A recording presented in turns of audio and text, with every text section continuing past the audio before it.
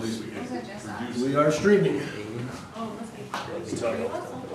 Mail here, just running a little late. All right, I'll call this meeting to order. We'll start with the committee portion of the meeting. First, we'll have the strategic plan update. Okie dokie, so we have the strategic plan as well as some intel on this relatively recent staff survey. That information was linked in board book, and I of course shared the links with you in the board update. In the plan, if you go all the way to page 7 is where the actual action steps start. We have the approach for communication and community engagement. And working through that, you can see that there's been progress. Items that have been, I should have started with the overarching statement, would be the majority of the items on the strategic plan as a whole are either completed and or in significant progress. So as I alluded to in the board update, we're getting close to a time in which convening another conversation around the next iteration of the strategic plan would be a good idea. I would also point out that if something is quote-unquote completed, that doesn't mean it's done and we forget about it. So the vast majority of this stuff is ongoing and would be remain implemented over time. So action plan 1 of 3 in community engagement, you see listed there. And what I ask board members to do is if you have questions, just stop me, knowing that you had opportunities to review this information. Action plan 2 of 3 with respect to community engagement and communication was mostly tied up in the creation and posting of the position that Kirk Anderson now holds through the interview process and approval of the job description and all of those things we worked through last year. And so, of course, much of that is in place and or in progress. Can we go back to the first one? Absolutely. Page 8. Talks about the survey that they did at the community ed. Is that, what were the results of that? Is there anything earth-shattering of the classes and stuff that they wanted? Or? The survey did not, the survey was put out on Facebook for getting new teachers. The larger survey is something that I'm working on developing to put out and distribute widely. So right now, the one that I put out to get new teachers and ideas for classes was out on social media, and that didn't get a huge result. So we're looking to use more avenues within the school's email system to gather that. And then beyond the school, it's the community and how do you reach the community? That's the tough part. So Right. that's ongoing. Okay, thank you. Sorry to interrupt you. Oh, no, you're good. That's the point. Action plan 3 of 3, same topic, which is community engagement and communication. You see that items on that are either in process and or completed with more respect to building and grade communication. The one piece of that is a reinvigoration of the website. One of the things that I think we had talked about at a prior board meeting, nothing formal, was that a combination of Kirk and Brian Cray are in the process of evaluating different possibilities in terms of a website, because there's multiple options that include apps that, school district based apps that have like social media feeds where you can select, I want to know about the elementary, second grade and district, and that'll feed you, stuff like that. So there's the idea that we have a content management system based website like we currently have. I think we're past that. So this next iteration will be something that offers a bit more comprehensiveness and I think analytics and other things that will be beneficial for us to be able to determine what's working via the website and how do people want to receive communication. So that's in process, and at some point the board will likely see a recommendation and a contract to work through a new company for website hosting and so forth and so on. But there's a ton of different options out there now that have just an incredible variety of opportunities for doing things a little different. So that also is in process, although I think didn't Brian Cray mention something along the lines of making those sorts of decisions next school year, Correct. give or take? Yep. So that'll be coming up 26, 27. Well, there it says, new design 2026, question mark. And then moving on into the mental health aspect, there's 3 of those action plans there too. You can see that a variety of those items have either been completed or ongoing. That, of course, is being undertaken a combination of the admin team, being with Shelley Schmitz as special ed director, as well as some other staff members that are specifically focused on mental health. We are intending to provide the board an update with respect to district occurrence or district mental health activities, for lack of a better term, at some point in the foreseeable future as well this school year, so you'll see some additional details in that regard. Ironically enough, you are going to be asked to approve this very evening a MOU with Calier Clinic that is, I think, technically out of Eau Claire, but they have offices in Hudson and other areas in western Wisconsin to provide additional mental health support services for our students, because one of our current therapists had to move on for whatever reason, so that will fill that void, but also open up a handful of seats. And that was wonderfully serendipitous to have happen in almost a simultaneous fashion, as we heard word that the therapist that was serving our kids was no longer able to. So that's, again, ongoing and continued. SEL curriculum and other things you can see have been implemented and completed. Let's see here. Where am I at next? On page 20, we are talking about the staffing aspect. That is the piece of the survey which is also linked there for you, and I will jump to and give you some details. But let's work through the strategic plan first, and then we'll jump to the survey so that you can see what that pertained to. If you recall, I shared the draft of the survey with you a few weeks ago, and then sent it out, well, actually, it'll be over a month ago now, because I did send it out like the beginning of November, and it was closed by Thanksgiving break kind of time. So we'll cover that, as well as things with onboarding and mentoring of employees, monetary circumstances. I think we've done some things, of course, recently, and the board has saw fit to ensure that our school district is positioned quite well, both geographically speaking and for our size. We're very competitive in CISA 11, which encumbers 36 districts in northwest Wisconsin. For most of our staff, we'll have ongoing conversations about some other areas, as we've done in the past with respect to bus drivers, modifications there, childcare modifications there. We're going to likely recommend some modifications for aide positions this year that are a bit differentiated from other positions, just to ensure that we're keeping pace or eclipsing, again, what competitive employers now can offer, your Quick Trips, your Walmarts, that kind of thing. So I do believe that there's been a concerted effort, and there's evidence that there's been a concerted effort in that regard.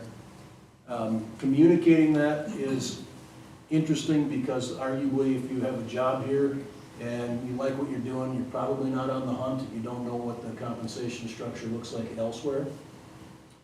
So all you are relegated to is the ability then to compare based on what information the district may share about how we're positioned, and that information is shared, I wouldn't say every year, but with relative regular frequency, because it's a basis of conversation with respect to a wage adjustment when you're meeting with staff members, groups, right? So if there's not any formal union any longer, but if you're meeting with a group of teachers that are interested in compensation and benefits and so forth and so on, then very clearly you pull data and have access to data from other districts throughout northwest Wisconsin that you can provide that information.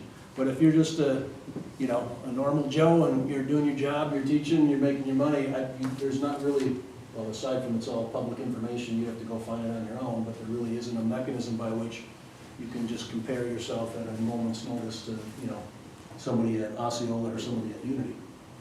But those details are shared when relevant and when we are able. I would also say that, and I don't know how much credit the district can directly take for it, but I will also say that it's exciting to know that we interviewed five people for a tech ed position. It wasn't too long ago, I wouldn't be shocked if you got 0 applicants, regardless of what you put as a starting salary. Other positions, special ed, we were successful in filling, which is super hard to fill. So that's a combination of factors, I believe, of people that explicitly want to come and work here in coordination and conjunction with the fact that I think the market for school employees, teaching staff in particular, is getting better than it was. We had a pretty lean, I'd say, 5-year period where we struggled to get applications even for like a FIED job. Where back in, not too long ago, you had 20, 30, or even 100 applicants for jobs like that, and you're down to 5 to 10 if you were lucky. So those things are also moving in the right direction. With that being said, any questions, commentary, clarifications? I know that was quick, it's a lot. As you can see, it's a multi-page document, as you well know. But I want to both give it the time it deserves, but not too much time, if you know what I'm saying. Do we have any internal committees within, not that would have the discussion at the board, but within the schools that share input on like benefits, compensation, information, anything like that, like an internal committee that reviews that? Well, yes, so there's a group of teachers, I wouldn't call it review.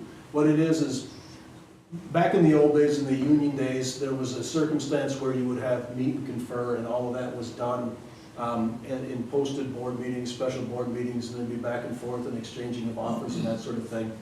And although we don't have any specific union, there's still open lines of communication and representatives on staff that are consulted. We have conversations with respect to here's what our intentions are, what we can afford for compensation, here's what's happening in other school districts just as a basis of comparison.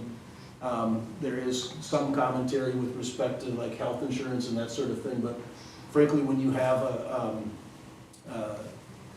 like we had this year, for example, one of the questions that I had from a staff member was, well, weren't we gonna meet to discuss that? And I said, well, honestly, if you have a 5% increase in premium from the company that we're currently with, and we intend to stay with them, there's really not much to discuss. You know, the alternative would be we're changing plans again, and we're not going to get a competitive bid in the market because we just went to bid last year. You know what I'm saying? So in that result, it was more like, hey, they're giving us a 5% increase. I emailed information to staff and then fielded some questions as a result of that. So there is still that structure, yes, although it's less formal than it used to be in the old days. That makes sense. And also, we don't, here nor any place I've been before, do like, you know, individual conversations with staff members. And people are kept in the loop. So if we're anticipating we're going to talk about a 3% wage increase, for example, for teaching staff are not going to be surprised when that's approved by the board. See what I'm saying? So there's some knowledge at least of that as we move forward and work through that process. Thanks. Yeah. Any other questions?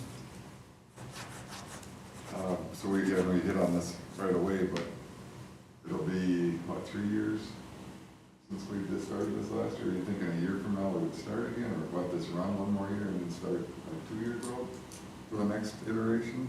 I would think that we could begin planning and identifying at least what the pillars are or the broad topics are during the course of the 26-27 school year, with an implementation for like 27-28 in the next 3-year cycle there. No, okay. Or 4, whatever the cycle is. That would make sense to me. I mean, you wouldn't start at midstream, and having the conversations now, since it's January, might be a moot point. But I think we do build it next year and then get action steps put in place and then implement 27-28. Which seems like fake year, doesn't it? Yes. 27, 28, doesn't even seem real. No. Doesn't it? And pretty soon it'll be 2030. No, it won't. Anyway. All right, any other questions? If we want to go to the survey? Yep, I direct your attention to the staff survey. What I did for board members is shared with you the actual survey itself, so you have an opportunity to see individual comments. On this document that's attached to the board update, I did not include individual comments, only because there may be a comment or two or three that is, I mean, I wouldn't call it personal, but that someone might be able to identify, oh, that's probably so-and-so at the elementary that stated that. I don't believe any of our staff members would necessarily have an issue with that. I'm just not gonna take it upon myself to share their opinion on their behalf without their permission, if that makes sense. So that's why those are not included. What I have created are all the graph or tabular formatted things, so it's basically just a button click response rather than short or long answer. So the primary work assignments there, primary work location. I will mention and throw myself under the bus here, I neglected to put in substitute. I should have done that. I totally spaced it, so substitute wasn't included. That would have been a decent category to gather from. Because then you can, the goal here is to tease apart the data based on work location and job assignment and these other pieces to identify if there's any sort of trends, which is what our administrative team is in the process of doing. I would also point out that we had 93 responses and we have 200 employees in some way, shape, or form, because that includes coaches on a coaching contract or, bus driver, everybody. So of course it's not 200 full-time employees, but the point is that this went out all staff, so anybody with an email, substitutes included, would have gotten the survey and could have responded. So the response rate, frankly, was pretty darn good to have 93 responses. So just general demographic information, how long you've worked in the district, that's an interesting pie chart to look at, recognizing that this isn't 100% of the staff, but you can see, and I was a bit surprised to see that, over 50%, 53.8% of our staff members are 1 to 5 or 6 to 10 years. So that is a trend, arguably, that you're going to see, change over time. And I wouldn't be surprised if just 5 years ago, that pie would have been built quite differently. As you see this, current retirements taking shape over the last few years. Just because, again, because of the structure of the workforce. This is generally what's going on in the private sector as well. And then you have the easily rated statements that was on a Likert scale, 1 being I strongly disagree, and 5 being strongly agree, and then everywhere in between. One caveat I will point to is that there's at least one respondent who I can guarantee thought that 1 was good, based on the comments that one respondent made in the long answer sections, and you can look at these as individual responses. And when you see that, then it's like, okay, you wouldn't put all 1s and then make the comment you made. You'd put all 1s and then say, everybody's stupid. You know what I'm saying? You wouldn't say something positive. So it was clear to me that somebody just didn't think it through and clicked once. So that would be for 1. Aside from that, the argument that I always make as a science guy, Rita's not a fan, but I'll keep on saying it. You take the bottom 5% and throw it out, you take the top 5% and throw it out, and you focus on the 90% in between there. And frankly, to have it be statistically significant, the number should be more like 10 and 10, but I won't get into that. Point is that generally the data does indicate and trend heavy towards 4s and 5s in just about every category you're going to see. Which is why the most important aspect of evaluating the information, in my opinion, is to disaggregate the information and do your best to identify commentary that staff made, create kind of buckets or trends or topics that are common, and then facilitate conversations with staff members throughout the rest of this year and into the future. This, too, is not something that you're just done with. You're like, oh, thanks for your feedback, and then you just move on.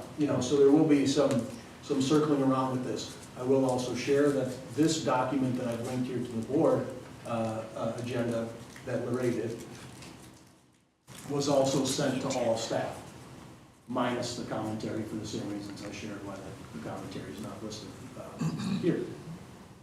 So, I mean, I'm not gonna read them to you, but you can see that generally, the overall lion's share of responses, 65+% in each case are in the 4 or 5 category, responding to all of those questions, which is absolutely outstanding to see. 72% of the people that responded said my principal/supervisor is approachable and supportive. Fantastic. I mean, that's absolutely fantastic.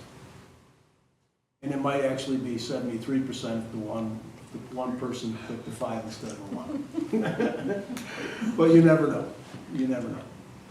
Constructive feedback, professionalism, and so forth and so on. Another thing that I think is informative is how likely are you to continue working the district for the next 3 years? Almost 73%, 72.8% indicated very likely, 10.9% or almost 11% clearly indicated somewhat likely. So what you're talking about is almost 85% of your staff saying, I intend to work here for the next 3 years for sure. Also pretty awesome. One thing it doesn't capture is the reason why you would leave. You know, like you mentioned before, they're gonna start seeing some probably retirements here in the next few years. Yes, and I've looked at the individual responses as they've come in.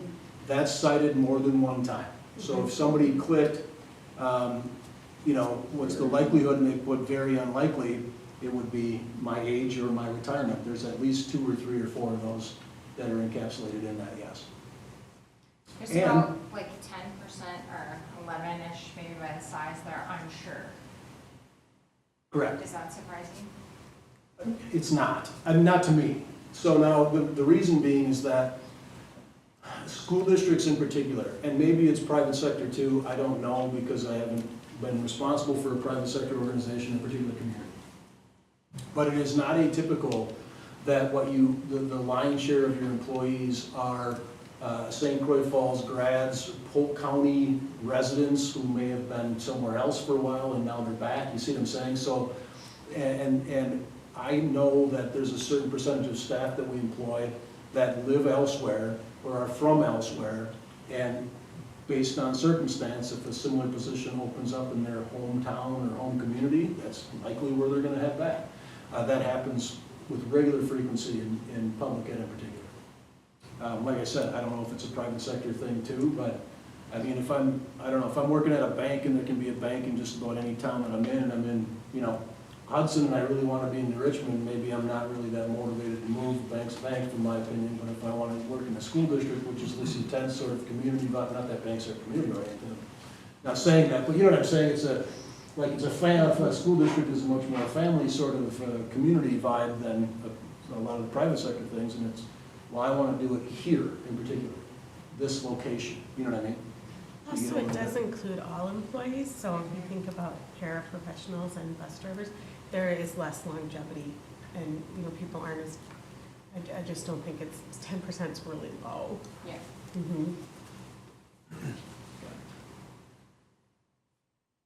Well, I just looked at it's about 11-ish%, and then the somewhat unlikely is in there, and the very unlikely, so that section seems a little bit larger than I guess I would have expected, but maybe it's hard to. Yeah, if you lump all 3 of those together. Yep. Yeah. The other piece that I would mention is that newer staff in particular, this idea that I'm going to take a job and stay there for 30 years is not really a thing much anymore. Oh. It isn't. And like Rita said, I'll point back to this. We do have an awful lot of positions that typically people aren't like, I'm going to do this for the rest of my life. Aide, bus driver, Childcare. cook, childcare, Yeah. you got it. Mm-hmm. Yeah. So there is that. I mean, that would be interesting to pull that data and look and see who is saying that. Is it coming from those jobs? I think it is. I think when I looked at it, it wasn't coming from teachers. Sure. Mhm.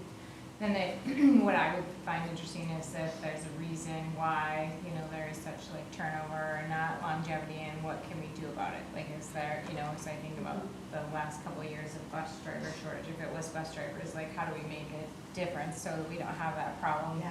in the future? And I think Craig addressed that, we did, I think Yeah. it's gotten me, so, Yeah. yeah, Well, But just trying to like Yeah. look at it to see if we can be proactive Yes, so that absolutely. we don't have a problem down the road. Mhm. It's a perfect segue, because on the very next page, which are the following retention incentives will be most meaningful to you, you can see them rank ordered there, 93.4%. You can select up to 3, by the way. 93.4% recommend selected salary. Mhm. Additional personal or vacation time, 79%. Tuition reimbursement, or, I can't remember what that was, more professional development. Professional I think, development opportunities. Is 27.5%, those are the top 3. So very clearly, we recognize what that means, you know what I'm saying? And there's also elements where there are, I'll point to an earlier question which I skimmed over, but that was, I have opportunities at career advancement. Here again, there are circumstances with what we can offer for employment that the answer to that question is there really isn't. Unless you choose to, for example, if I'm an aide, I'm gonna get my special ed license, and so I'm gonna go to school, and then, so then could that be considered, professional advancement? Well, very clearly it is, but is it sponsored by the district, or is it just the fact that you're taking your own initiative to do so? Arguably a classroom teacher could say, well, I don't really have leadership opportunities. You know what I'm saying? So those things are also inherent in public ed and what our structure is, as there are limited leadership opportunities. Now, arguably, you can create opportunities where any staff member can lead a group and an initiative, and those things do happen, but I would also say it's not likely readily apparent to some staff members. Like, if I'm doing the survey and I'm an aide, I'm gonna go, well, what different can I do? Well, really nothing. I might not have a bachelor's degree or a teaching license, so I'm pretty much limited. You know what I'm saying? So that's plays into that too. But like I said, generally the responses are positive as administrators work through the disaggregated data, identify trends.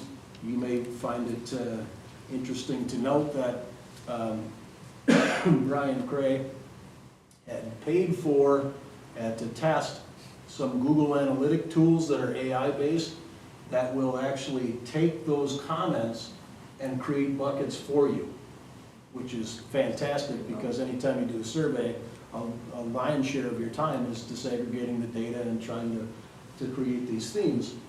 And so having AI do that on your behalf is pretty sweet, which means that it'll be a little bit quicker of a process, which of course will be double checked. But we just talked about it at our admin team meeting Tuesday, and we'll continue working through it with, like I said, through the remainder of this year as well as in the next. So. Salary kind of, it's surprising but not, and I say not because, or surprising because a lot of times when you go to these seminars and stuff they talk about, it's not pay that keeps people there, it's, how your boss treats you, all that kind of stuff too.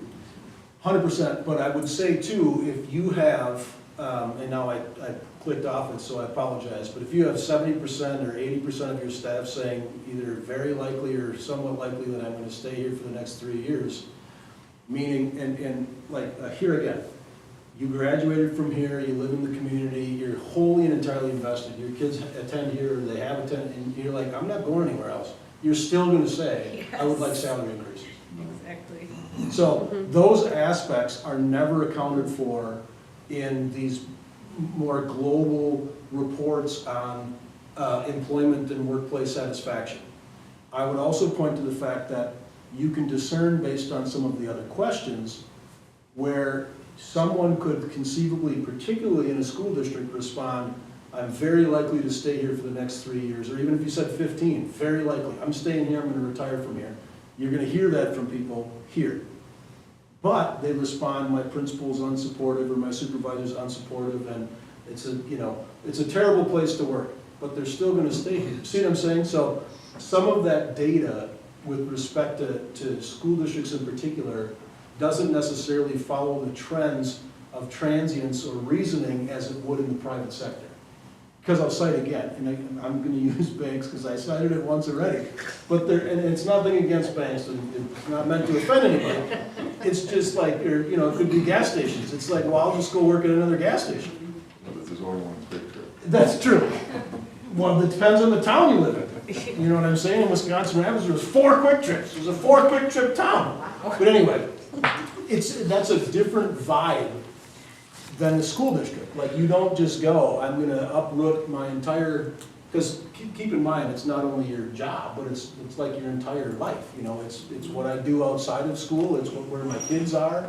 It's different than when I'm just going to work at Quick Trip or Walmart or NEI or whatever. It's just flatly is. So you can't always have those corollaries that you would like in the private sector where you have multiple opportunities within a relatively small geographic area. And in some cases, of course, like, I don't know if you're, I'm not sure what the sector would be, that probably that data will align more similarly to what it does with school districts when you're limited. So then we'll take this data, you guys are breaking it down, looking at buckets. Will we do this again in a year? Yeah, I mean, we will talk as an admin team. I get apprehensive about survey fatigue. And so what I would say is, you know, we keep our ears open, continue to have conversations. It may not be annually, or maybe it's just a brief sort of, hey, because I'm a strong supporter of surveys. I've recommended to all of our principals to do surveys of their staff because you get decent feedback. And that's great for your professional growth and your conduct. But also, you get to a point where staff members fail to respond, or they put answers like, stop sending out surveys. So it's about finding that balance. Something like this, like an all-staff kind of job satisfaction survey, and admittedly, this wasn't huge, you know, a massive undertaking, but probably every other year, just shooting from the hip. But there might be something that comes up and we're talking, it's like, okay, well, let's just send out a quick, you know, Q&A to staff and see where people stand on the issue. And there's no reason you can't do that particularly now, because here again, the work entailed in doing this is minimal. It's analyzing in the backside that takes most of the time and energy. So would you guys as admin team take these results, like you can break it down a little bit more, and just say open forum, if anybody's willing to share what we can do to, you know, move from a 2 to a 3 or whatever, yeah. Yeah, I mean, that's one way to get, people might not type it, but if they feel comfortable, you know, they may start talking about it and stuff too. Correct. And There's sometimes always, if they see, like, sorry to interrupt you, action on it, you know, then they feel like, oh, I had a voice, I said something, and somebody did something about it, versus if you send out a survey, you review the information, and you do nothing, people are not gonna respond in your survey the next time they do it. 100%, and that was the exact conversation that we had with the admin team yesterday, which was, if you ask people questions, you have to follow up, and they need to know you're following up about the questions you asked, or it's completely useless. And frankly, I'll cite to my newness as part of what probably increased the response rate, because I was surprised to get 93 responses, to be honest with you. I wouldn't be surprised if it was 30, you know, because people, if you had been around the block a long time, people were like, whatever, it's not gonna matter anyway, they just don't do it. You know what I'm saying? If that's the circumstance. How many employees out of the, so we had 93 responses, but how many employees? We thought that would have, if we had 100%. So again, because of the multiple categories and the way the listserv is, that'd be 200. But that includes coaching contracts, you know, very part-time people, Kids care, substitutes, yeah. kids care. Okay, I was just. And we do surveys for all of those, I mean, almost all of us do surveys for all of our individual groups too, so kids care employees get their own surveys, so they're less likely maybe to do. This one, it just doesn't apply as well as the specific ones, and we do just what you said, Don. We really use it as a PR point too, to say to folks, we really are listening, and we do value what you're suggesting.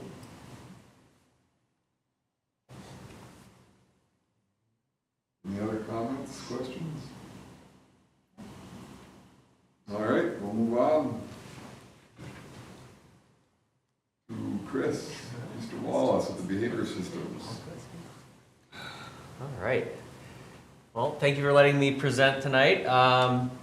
Going to update you with what we're doing in the middle school and how we've modified our behavior system and from maybe more traditional focused on the punitive and more focusing on addressing root causes of behaviors. So, yeah, and in turn, hopefully, transforming our school culture. So why the change? Some of our current realities here. As I look back over office-based referrals incidents over the last several years, there was a significant spike in behaviors starting in the 21-22 school year, resulting in detentions, in-school suspensions, out-of-school suspensions, considerably higher from previous years. While there's been some steady improvements, the number of disciplinary incidents still remain pretty high. The traditional punishment model wasn't necessarily addressing our root behavioral causes. So we're looking at an approach that's proactive, supportive, and it was a needed shift in our approach to behaviors. So how we developed this process during the 24-25 school year before I got here, our PLC leaders met and identified areas where we'd like to see improvement in the middle school, and behavior was one of the top of the things at the list, as well as other areas of improvement. So over the summer when I met with my leadership team, we met with a representative from CISA to kind of discuss Wisconsin's multi-level systems of support, formerly RTI. It's kind of evolved from that. I did a lot of work with this at my previous district in Grantsburg. We spent 2 years developing our own kind of tiered system to fit our needs there. So we identified our current reality and areas of focus behaviorally and academically for our school year this year. Through the process, we decided a leveled approach was something that was, with clearly defined roles as well as responsibilities and processes, was necessary to clear things up, but not also have it be a one-size-fits-all approach. Detention for everything under the sun, that kind of thing. So the new system was introduced to the entire staff at our in-service at the start of the school year in the summer. We're still having ongoing discussions as a leadership team, making tweaks and revisions as we need to as the year goes on with what we document and how much we document. And then additional support services are scheduled here for an upcoming in-service with CISA. We're going to circle back with that CISA representative to look at what we've got so far and how we've implemented and areas for improvement as a team. So the shift from that punitive model to more of a supportive model, consequences are still there. It's not just throw the consequences out the window. We're shifting more to a supportive model and focusing on like building relationships and pairing relationships that are broken by behavioral issues, building skills within the students to help themselves recognize behaviors as they're coming up. We emphasize understanding of the consequences of actions and growing and learning from those things, not just, hey, here's your detention, see you later. There's more detailed conversations with students to come up with solutions to prevent those behaviors in the future. Another positive here, and I don't think I had it on the next slide here at all. Oh, yeah, it is actually. Within this system, some key components, we kind of have a leveled system of both responses as well as resources that teachers can utilize, and it's not a one-size-fits-all approach. We have identified clearly, whose role is it to manage discipline in a certain situation. What's handled by teaching staff, what's handled by support staff, what's handled by administration. One of the emphases of this current system is clear parent communication, from the very smallest of things up to the very big things. Getting parents on the same page with classroom teachers, whether that's a quick email of a behavioral incident or a quick phone call, getting ahead of small things before they become big things has been an area of focus with our staff. Clear expectations, yeah. When you say identify roles, are you talking strictly the staff? Like, this principal, this is my job, teacher? Yeah, so like, when's an appropriate time for, this to be handled in a classroom situation? When would you call in for administrative support? There's some times in there where could be either way, and there's definitely some room for professional judgment, but there's instances where it's like, no, this is an administrative disciplinary issues that we need to handle there. So, depending on the level and severity of the behavior, or frequency of the behavior, I guess, too, so. And then one of the other positives here is the data consistency, and being able to review that data and identify problem areas, whether it's, say, we've got consistently a problem with supervision at this point in time in the school day because we're seeing a spike in behaviors at this time of the day. Or, hey, on Friday afternoons, we see a ramp up in behavior because, whatever the case may be, we can clearly identify trends of like the who, what, where, when, why, and then drill down to solutions to help get out ahead of those behaviors. So how did I introduce this to the students? At the start of the school year, as we do with every year, we reviewed our overall just behavioral expectations. What does it look like? How do you meet expectations in the middle school? Our 3 R's are still kind of the pillar of our middle school, similar to the Saints Cares in elementary school. Our middle school runs the 3 R's: respect for self, respect for others, and respect for property. What that looks like in different locations, whether that's the classroom, the hallway, the restrooms, you name it.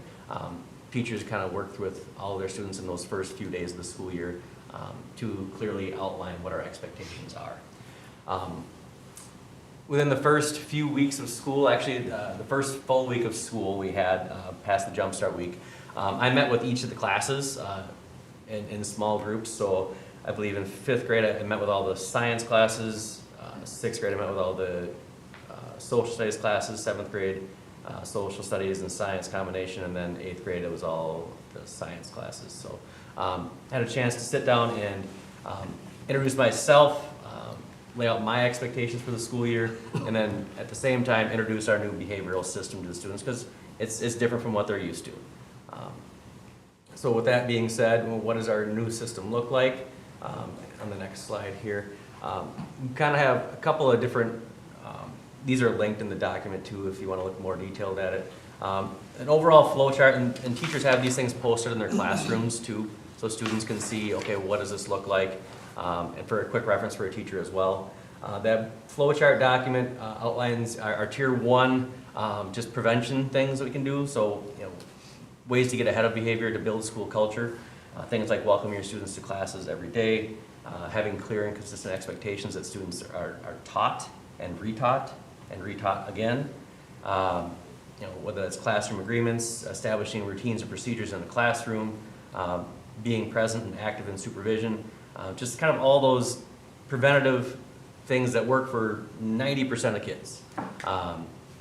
And then if a problem behavior arises, well, how do we attack it?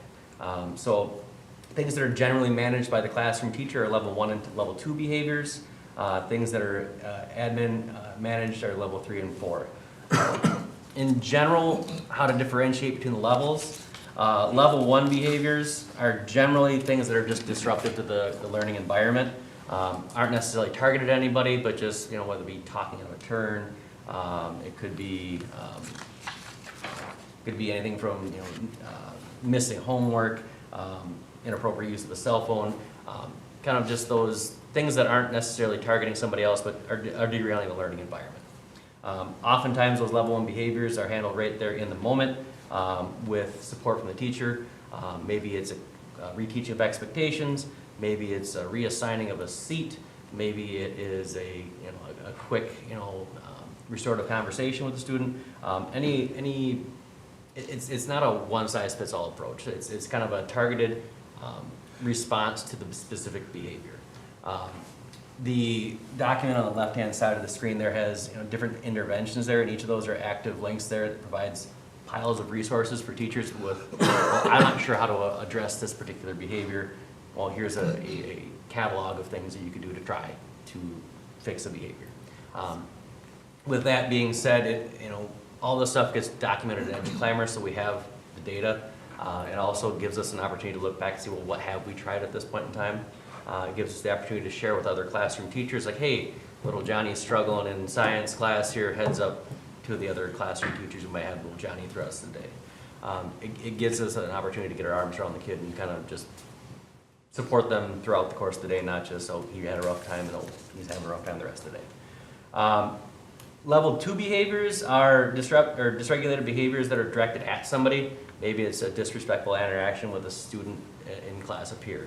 Maybe it's a disrespectful interaction with an adult. Those are kind of behaviors that may be handled within the classroom. However, if it's depending on the severity or how frequent it's been happening, it may involve admin intervention. This is the time where maybe a detention would be an appropriate response. Level 3 and 4 behaviors, those are admin-only kind of responses. A teacher can initiate that process, but in general, as a rule of thumb, level 3 behaviors, those are simply behaviors that involve safety, whether that's safety of yourself, safety of others, safety of school property. Those are things that might involve more intensive intervention. In this case, maybe it does involve time out of the classroom. Maybe it does involve an in-school suspension, things like that. So there is still the punitive aspect of it, but we're still looking to coach up and teach skills to get back into the classroom. And then level 4s, those are like the things that might impact like the school community as a whole, the safety of the school community. Those are like the ones that may involve law enforcement. So that's just a general overview of kind of the different tiers that we have here. And then I guess looking ahead here, I mentioned these already, just our universal supports, like what we do every day with all students to help build positive school culture and attack behavior head on. The tier 2, those are kind of our responses to individual behavioral incidences, whether that's reteaching, whether it's additional supports. Those are more targeted to each specific skills. And then our tier 3 might involve extra, whether that's individual counseling, outside agencies, specific behavioral contracts for return to classes. Those are kind of the bigger things once we've attempted or made efforts to attack it at a small level before we just have that work. So just getting a look at early returns here. Just compared to last year, month-over-month data, our detentions are down incredibly, and just in the first few months of the school year here. If we're looking back 2 years, the 23-24 school year versus this year, on average, our detentions are down between 73 and 77% by month. Even over last year, our detentions are down between 20 and 43% by month. So we're trending in the right direction. It's not to say that there are not discipline problems here. However, the severity has been greatly diminished over previous years as we're addressing things when they're small before they boil over and get big. Our suspension rates are projected to be down over the course of the year. There's not a lot of them in general from year to year, but our trend is that it's going to be below the previous years as well as the past two. Consistently seeking staff input and feedback and ongoing support and training with our new system has been going on throughout the course of this school year too. So, and then lastly, just general expected outcomes here. Goal of any of these systems is just to create a safer learning environment for all of our students, improve that relationship between teachers and students, enhance our social emotional skills, helping kids build skills to manage behaviors in the classroom, hopefully get ahead of those long-term, long-challenging behavior students who maybe have had a history, and then increase that academic engagement because they're not dealing with behaviors minute after minute. So. Other questions for me? I'll just point out that as he was talking, I shared that this Oh, sorry. presentation. Okay. Yep. I think it's really great. Thank you for doing that. Yeah, I like so it too. you mentioned you did it at Grantsburg. Were you Yep. there to see results? Yep. My last 2 years at Grantsburg, we used a similar system to this. And when we met with the CISA folks and I mentioned where I was from, I was like, oh, yeah, we use the example you guys came up with as our example. We show people. So it worked really well from what I've evolving from the grounds up. So, obviously it's not a one size fits all. I don't copy and paste it from a previous stop, but I've seen good results with this proactive approach. I think your detentions alone, I mean, that's significant. I mean, that's really great. Yeah, this is really cool. When I was student teaching, I wish I would have had this resource. Because I didn't have all the Yep. tools in the toolbox Yep. yet, and things come up, and, you know, an experienced teacher will say, move her to a new spot, a new seat, or ask them what's going on, or talk to them directly, and you say, oh my gosh, why are they doing this? Because you were in middle school too, weren't you? Yeah, both, yeah. How That's about, cool. the role of a sub? Do you find when you have a sub, are they connected to like the system information ahead of time? Or do you find that when you have quite a few subs during the day, do you take on a more active role? I usually take it on a pretty active role when we have subs in the building. I was curious. It's helped that, you know, we've had kind of the in-house sub with Carly Nelson, so she knows our systems and Yeah. knows them well. But I tend to take an active role when we have lots of subs in the building. You also can't expect subs to develop relationships with kids. They can and do. But I'm saying that can't be the baseline expectation, because it's conceivable that you could have somebody sub in a classroom and then the kids never see them again. You know what I mean? That can happen. We're pretty lucky here because we do have a good core of subs, and not many of them take a lot of crap. Nope. It's really about supporting new subs. Yeah. Okay. Or unique circumstances because of unique kids. But generally, our subs are outstanding. But sub still, which means I could sub in Rita's building one time this year and then the high school 50 times, and you know what I'm saying? So you don't necessarily have this capability to establish relationships and like get to know the kids' parents and be like, well, I'll just call your mom, and then all of a sudden they shake up, you know what I'm saying? So there is a little bit of that route with subs too. Any other questions? All right, we'll move on. WASB resource, or resolutions, I'm sorry. The delegate packet. So I asked Craig to put this on. You get an email as the convention's coming closer saying that the proposed resolutions are ready, and then we're supposed to talk about them at the board level, and just see if there's anybody has a strong opinion on which way that goes or not, because I am assigned to be the delegate for this year at the convention. And again, as Craig pointed out in the email, we're not voting on the laws, right? We're voting on the proposal for WSB to go lobby through the lawmakers, type of thing. So it is an interesting concept when if you ever get down there and want to be the delegate. You want to give that up? Well, I mean, if you're into that kind of stuff, the Robert's rules and all that kind of stuff, we don't have it as strict here, we're not required to, but they do definitely have to adhere to it with resolutions and changes and all that kind of stuff, and point of orders and all that good stuff, but yeah, so I would recommend if you go down there to do it at least once. Oh, for sure. They can get lengthy though. Yes, and if the technology isn't working, they forgot how we did it 10 years ago. Yeah. With these yellow things, it's like, shouldn't be that hard. So I don't know, so the intent we're gonna have this back in January was just to kind of introduce it. If you read Craig's email, he talked a little bit about a couple of resolutions that we probably want to pay attention to. As far as that goes, I don't know if you want to hit on that now. Yeah, this is the first time in my career, I'm pretty confident, so in 16 years of seeing resolutions come from the WASB, that they have a resolution that supports one topic and then opposes one topic, and they're going to debate and vote on both, right?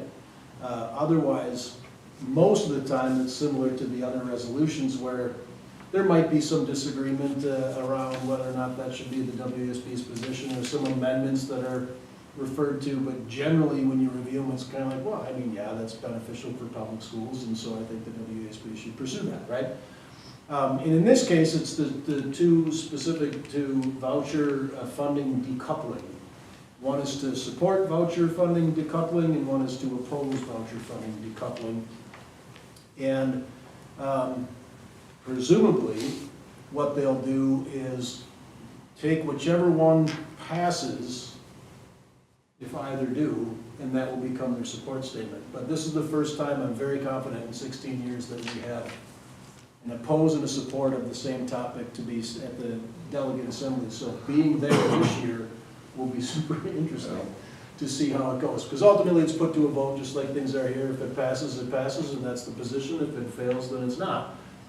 What if they both pass? You know, so some of these things are kind of interesting. I don't know how you would take a position of both supporting and opposing decoupling at the same time, but that'll be a problem for another day, I suppose. I did provide that commentary. I did a little tirade, I can't remember, it was, I think, last year, maybe at the front end of this year with respect to decoupling, and this push for decoupling is being sought by those that are proponents of voucher school funding.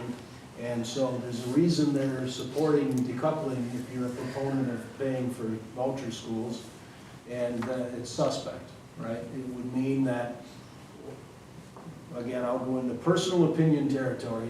In my opinion, if it were decoupled and all of this is not privy to public school districts, because we know on our revenue cap sheet how much our aid is reduced on an annual basis and given to fund the voucher school program in the state of Wisconsin. Statewide, so that's not just a private school down the road.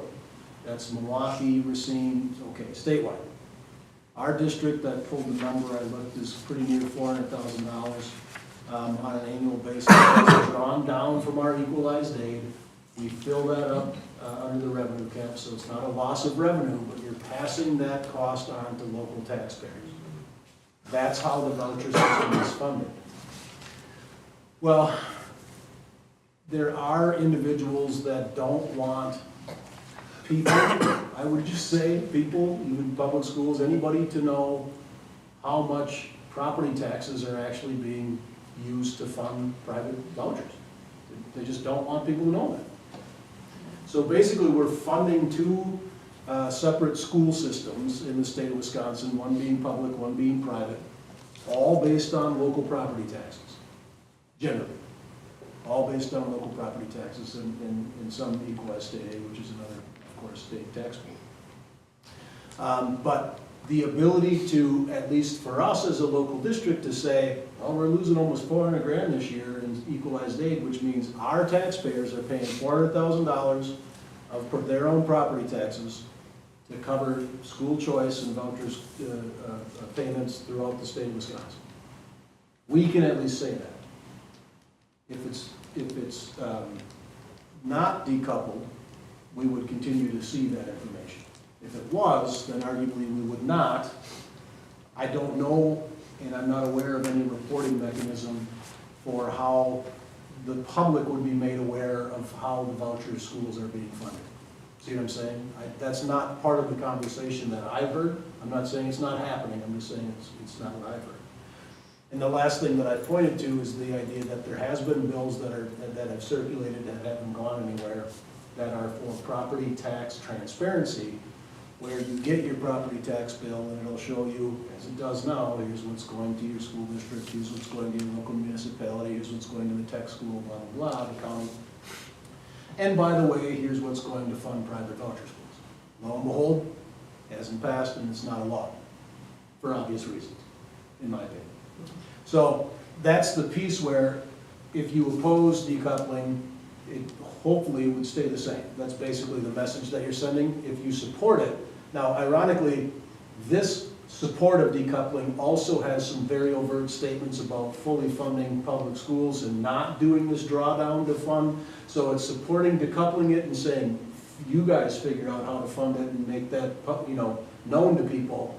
Don't take our aid and make our local taxpayers pay for it. Do it a different way is basically what that's saying. So I'm not anti, and again, it's not just all about me, but on a personal level, it's not like I'm against supporting decoupling with that other information there. The reason being is that I think it's going to create some confusion when you actually get into the room and have these conversations. So that's one of the pieces that I cite that the board should collectively kind of say, here's what we think you should do, Brent. You know what I'm saying? On those two. Again, that's kind of an outlier. It's like this might be the second, I've never seen two opposing, or two, let's call it conflicting resolutions, but I've also only had a protracted board conversation probably 3 or 4 times in a 16-year period about a WASB resolution. Because most of the time it's like, yeah, it makes sense, we should support that. So, I'm sorry if I got long-winded, but that's the whole story. All right, so again, the intent tonight is just to kind of introduce it, and we'll come back in January before the convention and talk about it some more. Any questions? If you have questions on the other resolutions, you can reach out to Craig or myself. Probably better to go to him. Because Carve out a bunch of time, I got a lot of things to say. all right, last spot. MOU of the Calier Clinic. All right, touch on that. Absolutely. So I gave you the whole diatribe early. I'm not going to repeat myself. This you will see appear a second time at the board level too, so we can get it inked and get this person in and started with our kids. This came as a change that was beyond our control from Family Therapy Services is what it's called, I believe. Associates. Associates, thank you. Who had one of their staff members has moved on or had a change, so couldn't field that. We'll bring these folks on. There is no cost to the school district. There is no marketing. They don't come in and like say, oh, you need therapy, you know, come here. It's very controlled. Basically what they're doing is providing mental health services that you would get in a clinic or in an outpatient setting, but they're utilizing school district property to provide those services. They worry about insurance and Badger Care and all of these other pieces. We're just really a facilitator and a bit of a conduit. And the MOU is explicit insofar as they do not get to market themselves. This is not about, you know, ensuring that Calier Clinic becomes richer with all of these kids' services. It's about providing services to kids. So. Does that include telehealth? Do they do telehealth at all? No. The high school, The bigger kids do. the older kids do. Virtual, right? Like on a, Yep. Yeah. Sometimes cell phone, sometimes FaceTime, Yeah. sometimes on a computer with the camera. Yep. Any other questions? All right. Move on to the building. okay, perfect. So, because you weren't sick of it from conversations last year, I'm going to bring it up again. I don't know why that's. I'll pass those down, Brent. Just a blank page, random blank page in there. We talked last year about the potential lease of a space. One of the spaces we had discussed was 520 Blanding Woods Road. That's the place where Trap Rock Brewing is in the bottom half. The underlying supposition here is that it is very clear to me, and arguably other people too, that what we have for wrestling space is not adequate for the number of kids we have. I will provide the caveat that I don't believe it's adequate if we had 20 kids. It's basically not even a full mat of wrestling space. That is the only room that we've ever had. It's bigger than it was because the weight room was constructed over here, freeing up some of that space. But a quarter more maybe, or a third more space than what it was in the old days. So the underlying issue is that we have, in the numbers for this year are 50 kids. We have That's high school kids. just high school, 37 boys and 13 girls this year. Again, I shared those preliminary numbers with you, or projected numbers, pardon me, I'm saying the wrong thing, projected numbers, and you can see that we're appear to maintain significant numbers in wrestling. I will also throw the caveat out there. I am not, nor have I ever been a wrestler. My kids are not wrestlers. I have no vested interest in doing this. What I have is a brain, and I understand kids. It's not adequate space for our wrestling program that we have. It also makes no sense to put them on the stage in the Fine Arts Center or on the stage in the elementary school or, you know what I'm saying, in every nook and cranny that you can find. It also doesn't make sense that they have to practice here, there, and everywhere, or after school or before school, you see what I'm saying? When we can facilitate that in some way, shape, or form. Now, I'll share that clearly, things have worked out to this point. Right? Like, we still have a very successful, outstanding wrestling program for both boys and thankfully girls, which is growing. But even if they weren't successful, even if we had 25 or 20 or maybe even 14 or 18 kids, what we have for wrestling space is currently and has been for a long time not adequate. Period.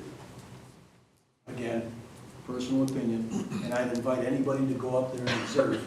There was a voluntary practice just this afternoon because of being a snow day.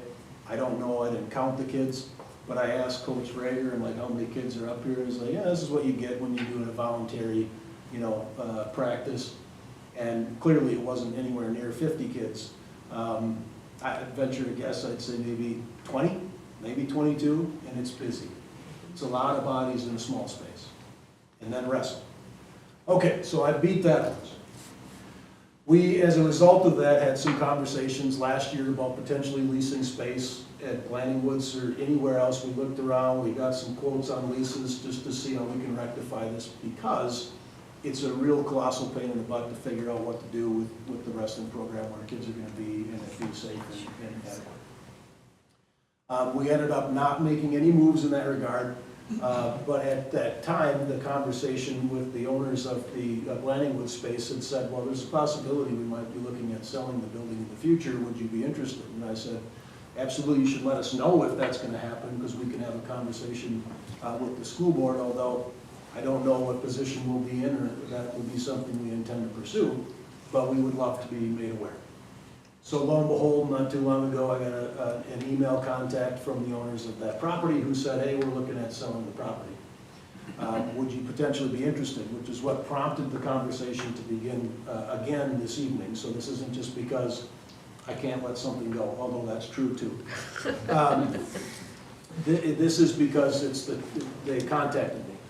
I will cite why I think this is a great property, but then we'll go into a whole bunch of other details. And ultimately, my point tonight is to have you folks provide direction to me so that we can finally put this to bed. And you have a litany of options, which of course, I don't need an answer tonight, but we do need to know some things relatively soon, because things like buildings aren't going to just sit there vacant for months and months and months. So anyway, the asking price for that building is what they had thrown out, because I said, well, I need to know, like, generally what you're looking to get, and what was shared was $500,000. Now, clearly, if we were going to go purchase anything, we would have an inspection done. We would understand market comparables. We wouldn't just pay a number that the person says we should pay, just like we do with anything else. But I'm using that as a placeholder, okay? $500,000. The facility's about 8,000 square feet, 4,000 up, 4,000 down. And of course it would need renovations. Because we worked with Kraus Anderson relatively recently in the past, I said to them, hey, can you give me an idea, ballpark, for no cost to the district, what it might cost to demolish what we've got in here and then renovate it so that it's a usable space. Coach Rager and I met Kraus Anderson over there at the building, took a little tour. Coach Rager shared some ideas. They went to work and got me these details. What day is it today? Wednesday, I think Monday or Tuesday. I was not super stoked to find that what they're anticipating as far as the renovation cost would be on the high end, almost $600,000, $573,888, which is on the green columns, or on the lower end, almost $400,000, $388,655, making the grand total, if we were to go in that direction, right around $800,000 to $1 million+ to purchase that building and then renovate it so that it's usable. With that being said, for wrestling, among other things. With that being said, I think it's clear that we wouldn't, we could look at a more novel way of approaching this and saying, you know, hey, we know a local plumber, we could piece it together on our own and maybe not have a number that's nearly 400,000 or 500,000 in renovations, but I simply wanted something to bring to you guys, because the first question that I would ask is, well, what's it gonna cost us to get it up to speed, right? And so let's pretend that number on the low end is even 200,000. That's still a lot of money, 700 to 800,000 out the door. One of the reasons that I'll emphasize again that I think Planning Woods Road is a great option is only because of its proximity. Because kids could walk there without any issue. It's basically kitty corner from the school. There's a little even path through to cut over there that you don't have to be on the road, you know what I'm saying? So that part would work really great. Parking wise, you could even say, look, part of the school walkover, if it was a big thing that was being hosted there, right? Limited mobility, you're parking here and right there at the property. So proximity, in my personal opinion, is huge. The district doesn't have property anywhere else that I'm aware of, nor a big open space that we could throw up a pole shed, because that's another option, which is, hey, let's build our own pole shed, put heating and air conditioning in it. Well, I don't know if you need air, well, I don't know if you need air conditioning, but you need heating for sure. Insulation and showers and toilets and, you know, let's do it ourselves. What's that gonna cost us? And I asked Kraus Anderson that same question, and their response was probably $1 million, 1.1. So you got that. Then you have the other option that we had discussed briefly in the past too, which Kraus put some numbers to last year, which would be adding on to existing facilities that we currently have, either on top of the weight room, which is to some people is a possibility, and to others I've spoken to not, so we'd have to get a definitive answer on that.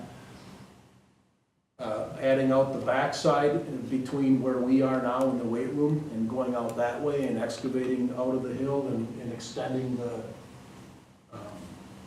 service road back here, that would be costly. Or adding on, knocking out the back wall of the elementary stage area and turning that into a large open space for a wrestling room / whatever else you want to use it for. So there's a number of possibilities that you could employ here locally, all of which range from 1.5 at the very low end to 2 to even 3, right? So I personally think we need to solve the problem of wrestling. We need to figure out space for wrestling. I'm not certain what that approach would be. If the board's like, we're not doing anything, then we're not doing anything, we'll keep doing what we're doing.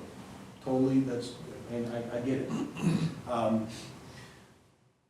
The other piece that I'd throw out is, if we move down the path of, you know, identifying that, look, we agree we want to rectify the wrestling space, then the broader question is, do we think about it in terms of, rather than purchasing a pole shed and renovating it, do we want it on site? Do we want to engage in an evaluative process to identify a potential referendum question for the future? Now, this wouldn't be, you know, you couldn't get it on the ballot this year. I wouldn't recommend doing it next, but at some point in the relatively near future, get a referendum question on the ballot that would not only address that, but then the $1 million+ roof on the elementary, multiple paving projects we have to do, other things that we could also get ahead of, and identify, or at least conduct a study to determine what the potential tax impact would be, if any, and go down that path. These are two drastically different things, in my opinion, if you're looking for voter, you know, feedback and opinion on doing a referendum question than just saying, let's rectify wrestling space and purchase a building. But when you're seeing numbers that all approach $1 million, and admittedly, the district could take out a loan. We could take a loan to do a project like this without voter approval, and then pay it back over time.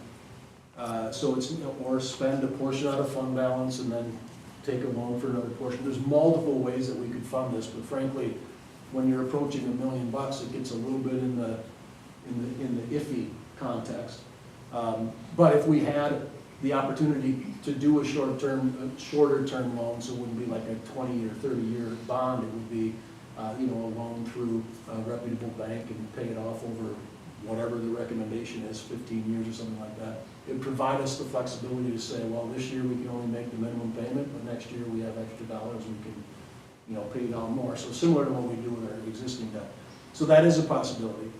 But if we're going to do something that's of that magnitude anyway, it doesn't make sense to incorporate it into a broader question that we, you know, then address and rectify all other things in addition to that. Security enhancements and updates and, you know, you name it. So that's kind of the direction that I'm looking for, which is agreement that what we have for wrestling, and again, I'm not being coerced or manhandled by anybody associated with wrestling for doing this, it's just inadequate space, period. You cannot convince me otherwise. But how do we do that? Do we pursue, and if we agree we're gonna do something, how do we do it? So those are the two questions I have for you. Do we pursue something, and then what is that angle we take? Again, I don't need an answer here tonight, but we do need to figure out, in my opinion, something sooner than later so that we can then focus our attention and direct it to where it needs to be, because none of this is going to be done, you know, within a month or two. I think one of the contentious things would be, you know, we'd be buying a building. I mean, yes, we have a football stadium just for football. But what other uses? So let's say we buy the building, right? We renovate, what, the lower half, higher, whoever's got the biggest square footage. Well, what do we do with the rest of the building? Well, so like during wrestling season and talking to Coach Rager, it'd be all wrestling. And I think in other times there's going to be youth stuff in there. It's going to be used quite frequently just for wrestling, which would be the intention. It's a large open space. One thing that was tossed around is a location for the alternative school. Is it possible that you could have a space in there, move back a few mats, put a couple of desks out, you know what I'm saying, and use it in that capacity? If it's on site, you have a much different capability, I would argue, because we were just talking today, in fact. You have a large open space and, you know, small, say 3-row bleachers that come out just a little bit. So I'm going to do a class meeting, just the senior class, we're going to be in there, we're going to do some activities. It doesn't interrupt Phi Ed, it's not on the fine arts stage. You see what I'm saying? So it can be very multi-use space. Geographic location is going to make a lot of difference in how it's utilized. But for the bulk of like the wrestling season and some of the youth times, it's a wrestling space. And fortunately or unfortunately, what they are is just an open space with an animal field. A large open space, you know what I'm saying? And so the functionality of that is not like, well, we can do this, and this. You see what I mean? And I think somebody could make an argument too, like for the gym. You know, if we had an auxiliary gym, another gym where it was like, hey, look, we can play ball in here, or we can have 3 wrestling mats out. Great, that would solve the problem, because it would be wrestling during wrestling season and then the gym during other times. But what would that be used for? Well, here again, it's a big open space, so you are limited with what you can do. The alternative school piece was tossed around. Coach Rager's not a fan. It's not Coach Rager's decision, because we would have to figure out ways to utilize it more than just have it sit there. But one could make that argument for any, you know, facility that we would have. So the intent is not like a either or. I mean, it could be, right? But No. it really is to No. take both floors and. My apologies. So then the upper floor, which isn't shown here, is basically just an open space. You get up to the top, and it's basically wide open up there. I think there'd be like a water fountain and maybe a toilet or two that are already up there, and that's it. So just wrestling mats, basically upstairs. The bulk of the renovations would be on that first floor, and the additions are all about, the reason that plumbing and some of this stuff is the cost it is because of course it has to be code congruent for occupancy. So that's really the rub. If you're gonna have 50 kids in there for practice, you have to meet code for the number of toilets and sinks and all of this stuff too. And then Coach Rager, which I agree with, you would wanna have like showers and things there, because you're not gonna say to wrestlers, all right, you're done, go back to school and shower, because they're not going back to school and shower. you know, the kids. So you'd want that on site. So the cost of the renovations is just for the first floor primarily? Like It's 500, just for what, I'm sorry? just for the first floor? The- Well, so this would be, this would be building wide, but that includes demolition, and what you're seeing there is the ground level blue floor plan, yes. But what's the difference between the 120 and the 90? So that's just a range of estimates on the high side of what it would cost to the low side of what it would cost. Oh, a number of dollars demolition. You got it. Okay, okay. And so some of the easy things, like for example, they put these notes in here. Instead of doing masonry for restrooms and locker rooms, you're gonna switch to drywall with cleanable surface, FRP panel. I'd be lying if I, plastic paneling on there. So you go from 60 to 30,000. So it's modifications like that. And admittedly, you can, I'm sure we can say to Kraus, look, well, I know we can, it's our deal. Hey, we're gonna go with some local contract, they work with local contractors, but we got a line on so-and-so that'll come and do the plumbing for a third of the cost. Good, but we still are gonna need architectural, to design the bathroom, to code is what they have, a light there, denoted there, engineering and architectural fees. Because one of the things too is that we're a public school district, so it's not like your buddy Fred bought the building and we can just kind of piece it together, like, you know what I'm saying? Us guys get together and demo it, and I know Bill who does plumbing, and I know, you know what I'm saying, it's gotta be a cone, that kind of thing, so. I have a question about, showers and all that stuff. So all programs, including Phi Ed, use the same locker rooms. Yep. And why couldn't they just use the same? If it was on site, they could. And that could be a route, but What I mean is, why can't those kids come back here? well, they could. The issue with wrestling is that there's multiple skin infections, and if you're not locked down in that regard, you're gonna jeopardize your entire season.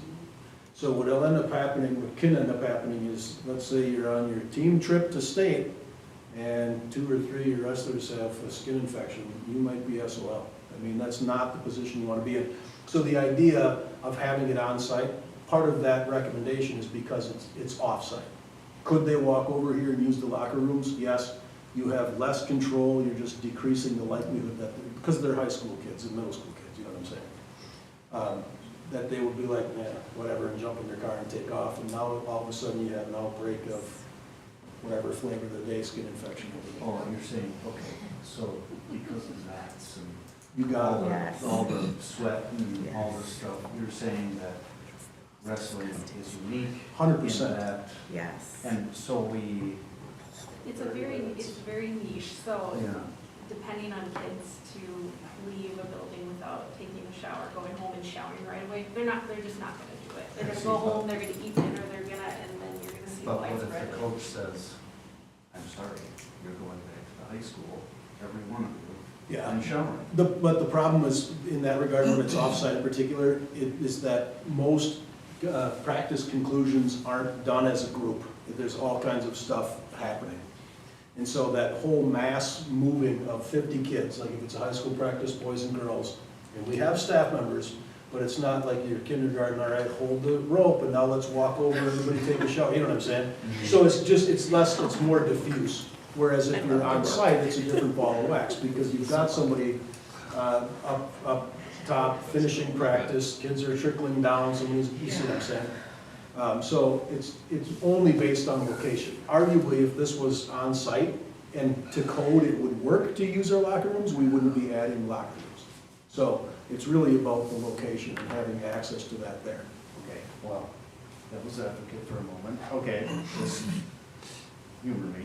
So we have kids in this gym, we have kids in the wrestling room, we have kids on a stage. They all end at different times and they all end up back to the locker room. Presently, right? So how is this different? Because they would finish at different times and all that stuff. I'm not So sure. you're gonna have the kid wrestle, There's no locker room, just as an example, there's no locker rooms over there for showering, nothing. So you're gonna have a kid wrestle, all of them wrestle, then they're gonna put on their coat, they're gonna get in their car. Yeah. They're gonna, so by then, they've had how many contact points of spreading? Yeah, and then they take a shower, put the coat back on. That's and what they it, just take that's off. kind of the Oh, concept. you're saying Yeah. you wrestle, shower. You shower You got it. with- immediate. With wrestling. Correct. And so here, I guess presently, they finish up wherever they are. The coach ensures compliance because, okay, so the coach was already begin ensuring compliance, just like they do now, even if they had to come back here. Say it wasn't in the budget, it is what it is. But you're saying one kid has a skin infection, he wrestles another kid, or several kids, they put on their coat, the coat is not clean, and then they put that coat back on even though they showered, and all this stuff, touch their steering wheel. Okay, What they have them do is basically walk to the locker room in their singlet, take their singlet off, take a shower. The singlets get washed here on site, do they not? A lot of practice. I think so. Yeah, they It's, got they practice. wear, sorry, I know this. Yeah, is- yeah, I was gonna I say, know you enough know. about it. So Joe has them, they practice in shorts and t-shirt that the club provides them. And that laundry gets washed nightly by somebody, coaches, janitor, whoever. So you have 30 minutes pretty much, a maximum of 30 minutes, once you're done sweating and rolling around on a mat with somebody, to get washed off before that infection can start. And it happens literally overnight if you're not doing it. Yeah, And he you don't fights- wanna be putting on other clothes over that. Yeah, I mean, you don't wanna take off your Yeah. sweaty, greasy clothes, put them in a basket, put on your street clothes and your coat, drive over here, go in, undress, shower, put street clothes back on, cause then you've already got all your funk back in your street clothes. You know, and Joe fights with those guys, I mean, he preaches every night, shower, into practice, shower. And you could sit out here at 6 o'clock at night and still watch a dozen of them walk out in their clothes all sweaty. You can only do so much, like I said, they're kids, but he preaches that shower pretty hard. I mean, even my own boy, freshman this year, you could tell the eyes were this big, he showers after a couple of weeks, he doesn't care, he showered, you know. But that Yeah. 30-minute threshold is kind of the big thing. And the reason being with wrestling, it can jeopardize your season. Right. You can be done. If it's in the inopportune time, what could have been a state championship is now everybody's staying home because there was a skin infection that got out of control. Or you could have been a state champion, but instead, you're sitting at home because you didn't follow the protocols. you mean you're quarantined or prevented from Oh, yeah. competing? If you have skin, Yep. yes, Yep. yep, you're evaluated. Those skin checks at weigh-ins. Yep. For example, it can be so easy, our son, when he was 2, I brought him up to the wrestling room. We went home, it was one of the nights when he didn't shower, and by 2 days later, he had ringworm on his stomach. So, it's just the nature and the niche of the sport, for sure. Maybe we should just ban us. Ah, Coming from a that was- basketball player. Yeah, that would, it would solve all of our problems, Brett. Strike that from the minutes. I didn't write it down. Okay, different, You went thank you there. for everybody explaining, I appreciate it. You had said before when we were thinking about leasing that 4,000 square feet, and this is 8,000 square feet, 4,000 square feet wasn't going to cover it, right? So this now solves, It depends on what we're talking about. So like if we had a space, so well, I stopped up at wrestling practice tonight. If we had the space we have and built like a second story above the weight room, if that was conceivable, and so we have a bit less than a mat at our current location, and 2 more mats at this location, that would be okay. Square footage wise, that's probably not gonna be 4,000 square feet total. It's probably gonna be slightly less than that. It's about 3 full wrestling mats is the sweet spot, according to Joe.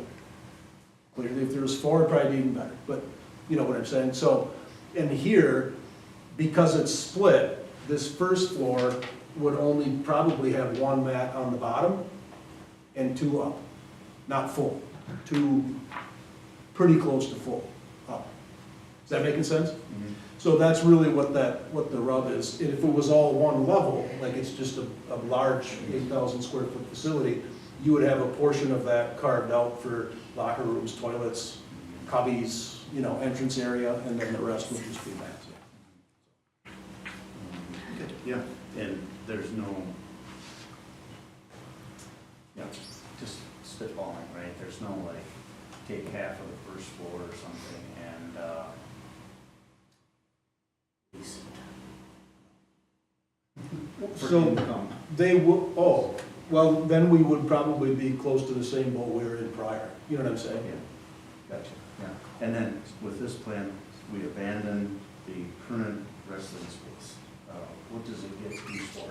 So, yeah, there would still be, we probably wouldn't have kids like on the elementary stage. Yeah, it would be We would, still there'd be middle school. modifications Yeah. where Middle school. that wouldn't sit there. Okay. Middle school, The Minions, the little. You never know, club- yeah. Clubs, they're all gonna be full. Okay, so It- wrestling would still have that space, you're saying, or no, they wouldn't have that space? in some form, potentially on occasion, Because like during the season, if middle school wrestling, high school wrestling is going on at the same time, and they're over there, it might not fit middle school too, so there could still be a group over here, yes. Yes. Ironically, if that space was cleared out and sat there for storage, that'd be the best solution in my personal opinion. Yeah. It's not a functional space. Address some problems. Correct. Yeah, around here, yeah. Is there a way to have like some kind of, I realize maybe we're limited on space, but like a multifunctional athletic facility that encompasses maybe like an indoor track? You know, we use our track, soccer plays in the middle of it. You know, some facilities have like a track on there upstairs or something like, is there any consideration for something like that? I mean, Sure. when I You hear could- like the cost of like buying a building and renovating it, I'd rather have like a brand new building that costs the same amount of money than paying for a building that's old that has all these renovations, because you're always gonna have things. Yeah. So what you're talking about is like an indoor practice facility or a Yeah. field house, for lack of a That better could be term? encompassed by like other, like Correct. almost like a Saints athletic facility, that could be used for multi. Yeah. And clearly, we haven't pulled numbers in that scenario. Knowing that just an open space wrestling room, like we talked about, I think it's 3,800 or 4,000 square feet, that would accommodate 3 mats contiguous with one of our facilities, is nearly $2 million. You're talking about quite a bit of money for a giant open building. You know what I'm saying? But, and that's, again, that's why, in my opinion, having this conversation at this time is important. Because it's clear to me, it's okay, like, we can make it work. But I don't think it makes sense, it's short-sighted to say it's fine and we shouldn't go back at it again. Because I'm gonna go back to 2001 or 3, or maybe Clark can come and kill me, but if there's 24 kids at the time on the roster, maybe 28, I don't remember. It wasn't 50. That space was too small then. You see what I'm saying? So, we don't have another space to put it. And so how we rectify that, and that's really what it is, how we do it. The most cost-effective by perhaps a couple $100,000 is to purchase a building and renovate it. The next most cost-effective would be to find a spot and build our own pole shed. The next would be some kind of addition here that we could identify, okay, that's what we're gonna do, how are we gonna do it? And then we have those conversations about, should we do it right? Maybe that's a community feedback session, you know what I'm saying? Here's what we're trying to rectify, do we want to, you know what I mean? Well, one of the things that I think about is if you have a newer facility, you can look at, you know, maybe you can't control the expenses of it, but you can maybe look at reducing other expenses, like having renewable energy sources. So put solar panels on it that can maybe reduce energy costs to, you know, our electric bill, you know, our buildings or something like that. So maybe there's opportunities to look, you know, think about it differently. Yeah, so in general, it's cost and time, right? So like, we're looking at, even if we go local and don't go with our contractor from before, we're looking at like 800 grand to, like you said, 1.1, 1.2 million for a pole building, to 2 million for placing it here as part of our current building. And then time, like the last two scenarios. Well, the last scenario was probably a couple years from now, wrestling gets it solved. This one, 6 months, maybe. You're Don't ready even by own next it, season. don't even own it. It Yeah, could be yeah, ready by next yeah. season. And the I whole mean- building too, possibly. Correct. um, But there too, we don't really have the space for it. You know what I'm saying? Yeah, So we some don't of have the just things, vast lands. correct. This listing though of items like on the higher side versus the lower side, on the higher side, is this the exact like laundry list of making this space absolutely perfect? Or is it still a lacking list where if you did go with what Don was suggesting, that obviously would be the most perfect? And the cost difference might not be all that different if you're looking at like $1 million versus like $1.2 million or half. So now are you talking about with the, like the Yeah, so landing like on facility? the on the more expensive side, Well, what we would do, if that's the route the board chose to go, we would set a limit. And we would get, through that conversation, finalized information from a contractor to say, because it would go to bid, we'd do all of those pieces, and you would clearly have a contingency, you know what I'm saying? So all of that would be built into the budget. So like if the board said, look, we're spending $1 million, period, that's the number. Which means if we purchase the building for $450, now I got $550 to play with. See what I'm saying?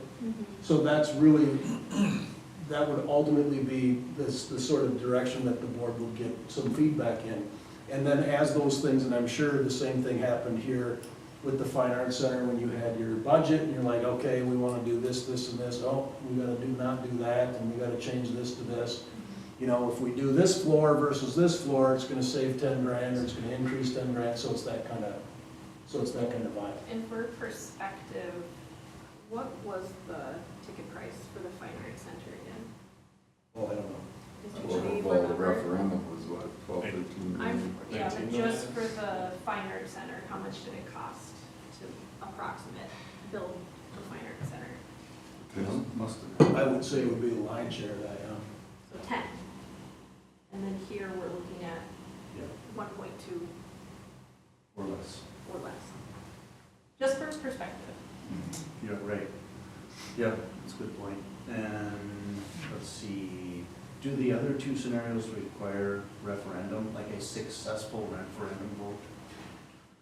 So, if, personal opinion, we can do whatever the board's the body that decides. But personal opinion would be, if we're looking at making modifications to our facilities, and, because if we're talking 1.52, $2.53 million, it's gonna be a bond issue question, or a levy override question. You could fund it in either scenario. But you would have to go to referendum. Would it not make sense, if that's what you're gonna do, to evaluate tax impact and the total amount that you could do, and then also say, well, we're gonna do the roof, we're gonna do the parking lots, and put together a package? In my opinion, you wouldn't go to referendum just to say, we're building a wrestling rink. You go to referendum and say, we're gonna do these 10 things, here's the total of the wrestling room, here's the total of the roofs, here's the total, you see what I'm saying? And here's the tax impact. And that number might be 6 million, you know what I'm saying? I don't know, we'd have to put that together. And so, when if you're going to purchase a building and renovate it and, you know, do a loan or use fund balance or a combination of those things, much different conversation than if you're going to put together a referendum campaign and run scenarios and identify tax impact if there is any, and when debt falls off for other things and payments, you see what I'm saying? So it's longer because of that, and it's longer because the board has to vote, approve a resolution in January so that it's on an April ballot, and there's protocols and statutory procedures we have to follow to do those things. And timing-wise, we would identify, well, here's when we should do it so that we can begin in 28, 29 to build, you know what I'm saying? And we haven't done any of that stuff. Because again, that's ultimately what I'm looking for. What direction do we go with this? Do we want to solve the wrestling problem? Do we want to do nothing? Do we want to solve the wrestling problem, or do we want to put together a potential broader proposal that may encumber other things and do a levy override or a bond issue question at some point in the future? Another interesting part of this is that building would be a commodity. Say the program were to decline in 20 years or something. So if you have something to sell, it would likely have appreciated by then. I would think. That is a benefit to having it not attached to the school.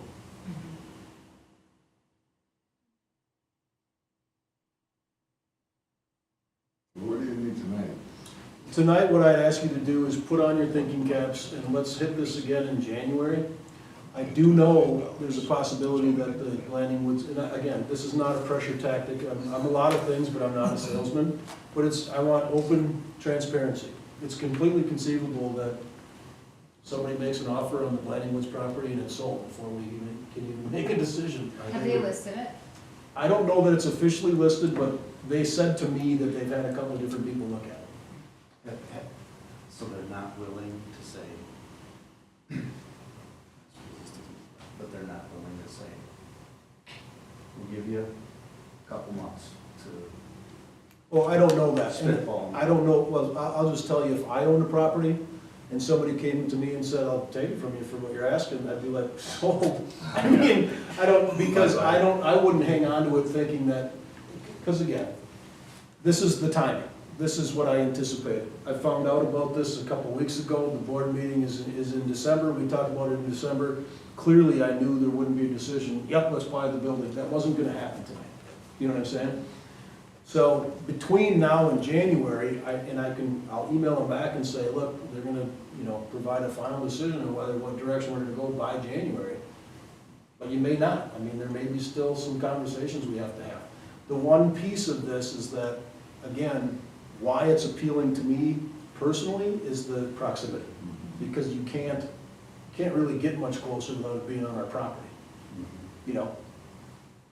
But I'm not saying we need to hurry, because I didn't bring it here thinking I want you to approve it, otherwise it would have been approval of purchase of the building, and that would be, it's a little too quick. I don't know, we haven't had that conversation. So when they ask me, well, what's the likelihood, I'm gonna say, you know what, I don't know. You gotta do what you gotta do, is ultimately what it comes down to. So it might be a moot point, in a few weeks or by January, February, God only knows. But I do think the board should collectively say, here's generally the approach we want to use. Because if it is about purchasing the building, then we should kick it in gear and do the things we need to do so that we can actually make a legitimate offer. Because we do want to have it appraised and we do want to have it inspected. You see what I'm saying? You want to do these things before you venture into that. And clearly that's not going to happen in a day or two. I mean, that's going to take a little bit of time too. Is there, because you had said, like, with this route, doing a renovation and buying a building, you could possibly take out a loan. Yeah. Is there any scenario where we could still take out a loan, but then create something that Don suggested and pay back the loan if we had made it more than a wrestling room, but the main focus would be it's a wrestling space, but then more of utilizing the space for profit in other ways? Yeah, so what we would have to, Can you do that, or do you always have to go to a referendum if you're gonna build a new building like that? No, districts can take out a loan based on their total revenue and fund balance figures that, and we would have to communicate with DPI, with our auditors and probably Baird and PMA, and just have the conversation of where our threshold would be. So to answer your question, I don't know what the number is, but every district has a number that's developed based off of the ratio of their annual revenue and fund balance over time. You see what I'm saying? Yeah. And so for us, I wouldn't be shocked if it's $1 million. I do question if it's more than that. I don't know to what degree, but we can ask what that number might be and what would be allowable loan under statute. I do think it would make sense, because, because I mean, if you're making payments and you have, additional revenues, then make more payments, just like we do on our bond issues, so. So that's what I'm thinking, is that there's different, there's not just we renovate the space and buy it, and there you go, or we wait 3 years and go to referendum with other items that we would need to incorporate. I think there is like a possible third option. And maybe Which is after what we just talked about, where could you create that space, make it kind of revenue generating, and take out a loan as well? I'm not saying, I'm not suggesting that, I'm just saying, I think there are 3 options that you can consider. But you're looking at $5 million to do what she was looking at. Exactly. That's Or more. over the loan. Or more. And could we instead think, perhaps just for ideas, most of our other facilities, not all, are shared. Like, the gym is not volleyballs, the gym is not basketballs necessarily, and I have to share. Baseball is in there in the early spring when Right. the field's mushy. Technically, the wrestling uses the gym too for duels Yep. and tournaments. Yep, so like the wrestling facility is the wrestling facility. However, at times, even if the coaches don't like it, it'll be used by other programs. Flexible, is that? I think potentially, but again, the likelihood of, in what you would do is reduced because it's off-site. So if you're gonna have like, I don't know, I'm just thinking of regular day-to-day sort of things, where you would bring a group of people together and you need an open space. Why would you do it there versus like the gym? I mean, there might be, part of what you don't know is what you don't know. So there could be a scenario in which, I don't know, Wilson has to do something and all the gyms are full and he's like, well, you know what, shoot, let's run over there. But also with wrestling, when you're in season, it's not easily, all the mats away, all the mats out, it's not gonna be a facility in that regard. Is that making sense? Yeah, I see, so, Yeah. literally, like the top floor, there'll just be mats everywhere. Correct. And All mats, if, nothing on. if our kids form or organize a Frisbee club or whatever, they're gonna be on mats using Frisbee during the day. During the So it's just season, not- there would be times out of Realistic. season, they get rolled up and put in a corner arguably, but yeah. I would imagine like during season, it would strictly be used for wrestling just because of the skin issues. Like, I know that they clean the mats, but we wouldn't wanna Yes. obviously have others exposed. to Schools that something have like else. dedicated wrestling rooms, Yeah. it's wrestling during the wrestling season and whatever you can think of outside of that season, because the mats get put away. But that's when it's like attached to your building or, you know what I mean? And wrestling is year-round now, or is there like year-round? Depends on what you mean. Yeah. The high school Basically season is year-round. 6 months, Yeah. but then there's the youth kids and then, there's. Yes, Yes, so it's year-round. It's just like everything else. it's a lot. Mhm. The other thing, and it's too bad Frank had to duck out, but I do believe that there would be support from the Wrestling Booster Club in some way, shape, or form. The guy with the checkbook just left. Yeah. But to what degree, to what extent, the fundraiser, God only knows. Well, again, I don't know what to put together until I know what to put together. So that's really the point of the conversation. I mean, there's really high demand for it. I mean, there are places like, that are just like school of wrestling, like Pinnacle or Victory. Kids are driving from all these places to go like be able to practice wrestling. So maybe there's some opportunity to recoup funds in some way like that. They're doing it, all summer long.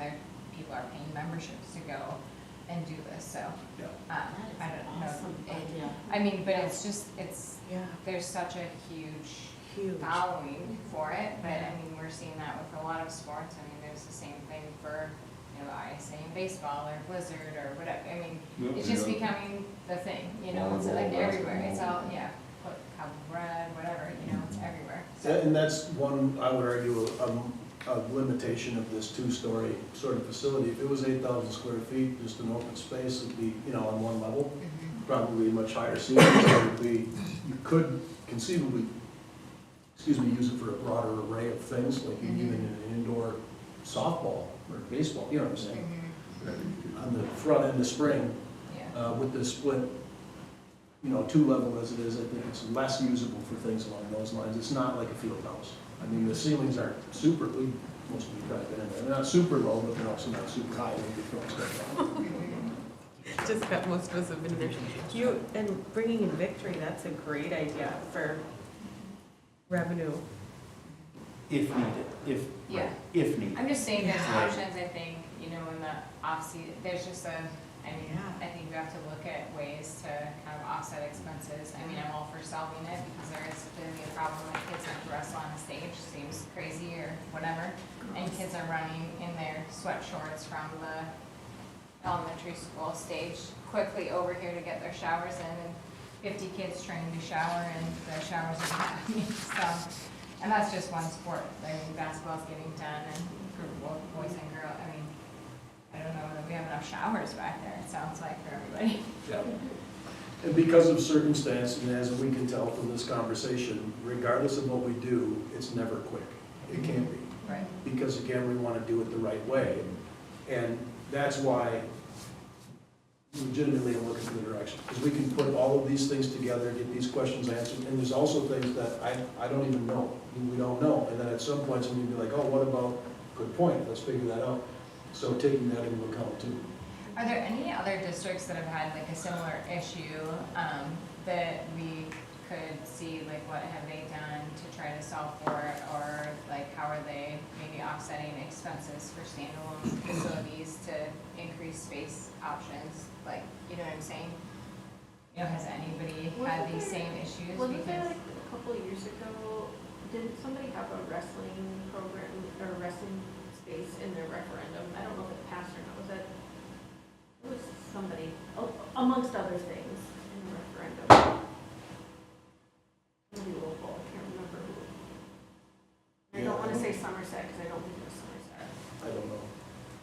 I mean, it couldn't be because their space is so small. I mean, Yeah. like their tournaments, you're standing in there and you can't even fit barely anyone in the extra rooms. And I want to be That clear, much. we would likely have duels and tournaments in the Yeah. gym like we do now. Yeah. The wrestling room would be just a wrestling room. Right, yeah. All right, I'm gonna ask that we jot down questions when we bring this back. We're almost 2 hours into it, we're still in the committee meeting. And we still have to talk about the playground. Let's move on to that. All right. So we have a quote, right around $40,000 for that kindergarten playground equipment to be installed at the elementary. Star Foundation had a lovely conversation this morning, and it indicated that they would approve it as a give big Yes. to help offset that cost.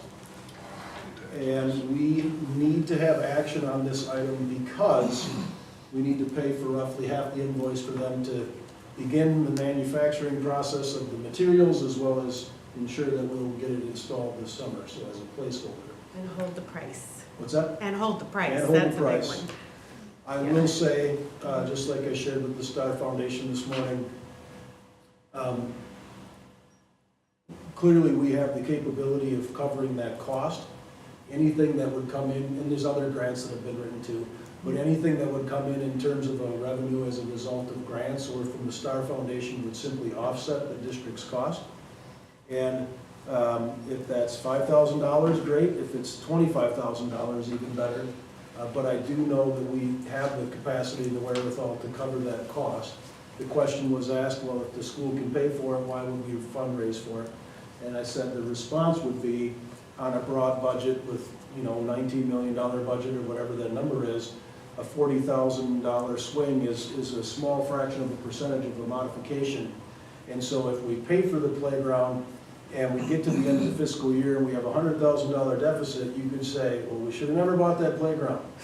Okay, is it that, or is it these other 15 things that also transpired? So it's a bit of a shell game. Or Might we say, no, we can't afford it and let's forego it and then have $100,000 surplus at the end of the school year? You know what I'm saying? So it's not a number, I wouldn't want to purchase 4 $40,000 playgrounds. But one, I think we're gonna be okay. And I do know that some assistance from the Star Foundation as well as other grants would be hugely beneficial, which simply frees up dollars for us to spend elsewhere to educate kids and operate the programs we run. And the Star thought, what, they're gonna shoot for 20? We're setting a goal to raise $20,000.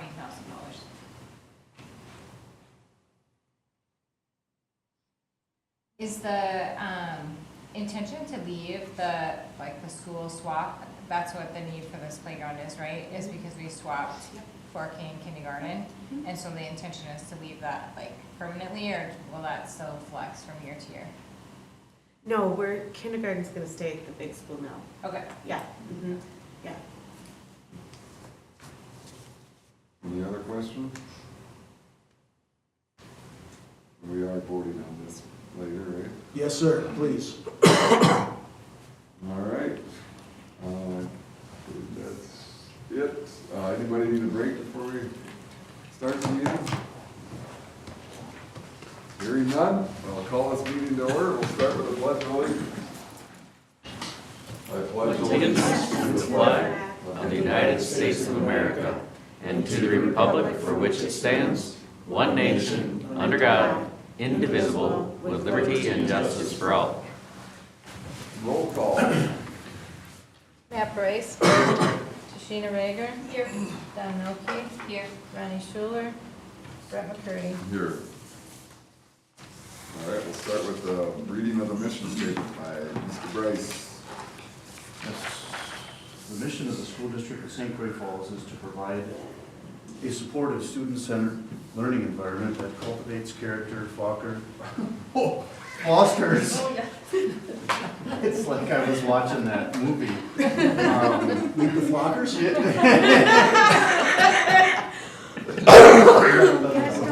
Fosters academic excellence and embraces diversity. Board meeting rules. Focus on the mission.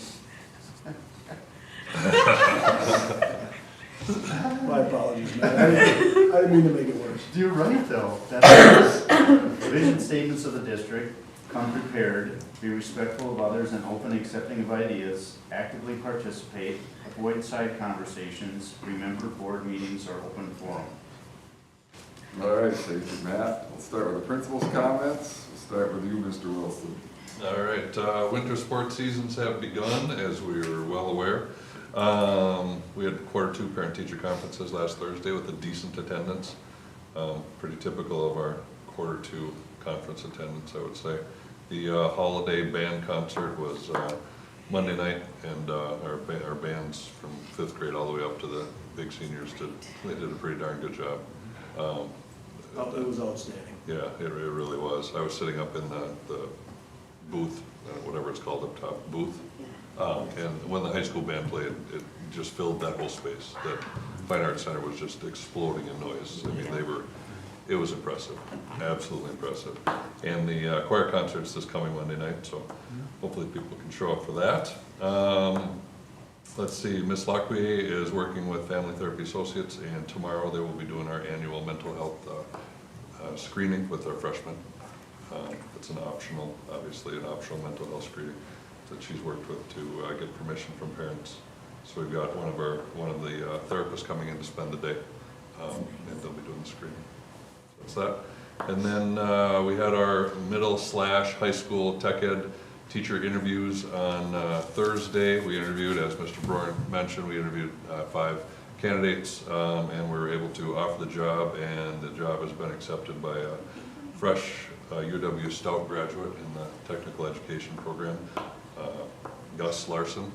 I actually just talked with him again today, and he was working on talking with the landlord right when I tried calling him, moving over and setting up roots here in St. Croix Falls. So I think that we've done well in this area. Looking forward to him. He's just a go-getter from all of his background check and references and such. He's ready to go.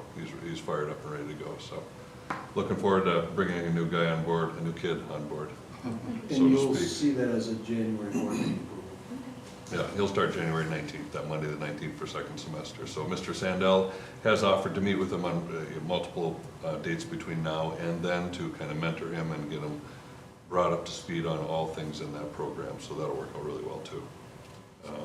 And then last but not least, as I wanted to show off, the esports team, as you can remember, oh wait, hold up, Rita. Come on. Oh, it's not working. Okay, poor batteries, I charged it earlier too. It's supposed to light up and do cool stuff. Is there a button on the bottom you have to like switch over or anything? Oh, there's one up top. Yeah, so, It's got a whole. got a remote, I shouldn't have to touch a button on it. So, our esports team participated at the state competition, and they were the Division III runners-up in Super Smash Brothers. Yeah. Yeah, that's right. And those guys play a lot of Super Smash Bros. So, we'll find a place for this bad boy to go. I like the, okay. Next, Quality's suspect. All right, that's all I got next. Mr. Wallace. Yeah, Mike already touched on the tech ed interviews. STAR testing is underway in the middle school for math and ELA. Excited to see the growth of our middle school students and ready to dig into data to figure out which supports are needed for students, who, transferring students into RTIs and out of RTI. So our PLC teams are going to be reviewing data and making some new recommendations. Excited for the break coming up here. Definitely some exciting time in middle school. Looking forward to our annual ski day. Kids are working hard to meet their academic and behavioral expectations in order to participate in that day. So kids are buckling down and they're pushing hard to the finish line here before our break. So looking at the 2025 calendar year on a positive note. So. Very good, thank you. Ms. Blatt. Okay, we're having Mouse House this week, and I just want to give a special shout out to Kelly Briggs, who has not had a kid in the elementary school in a very long time, but still comes every year to help me set up on her weekend, on her own time, and I just want to sing her praises for that. It's amazing. The kids are happy, and we are helping them choose some really sweet gifts for their parents. Third grade concert was supposed to be today, but it wasn't, so it's tomorrow. Kids are excited and singing well. Thanks again to Mrs. Egan, who puts on a great concert, and to Mrs. Clemens, who helps with all the art.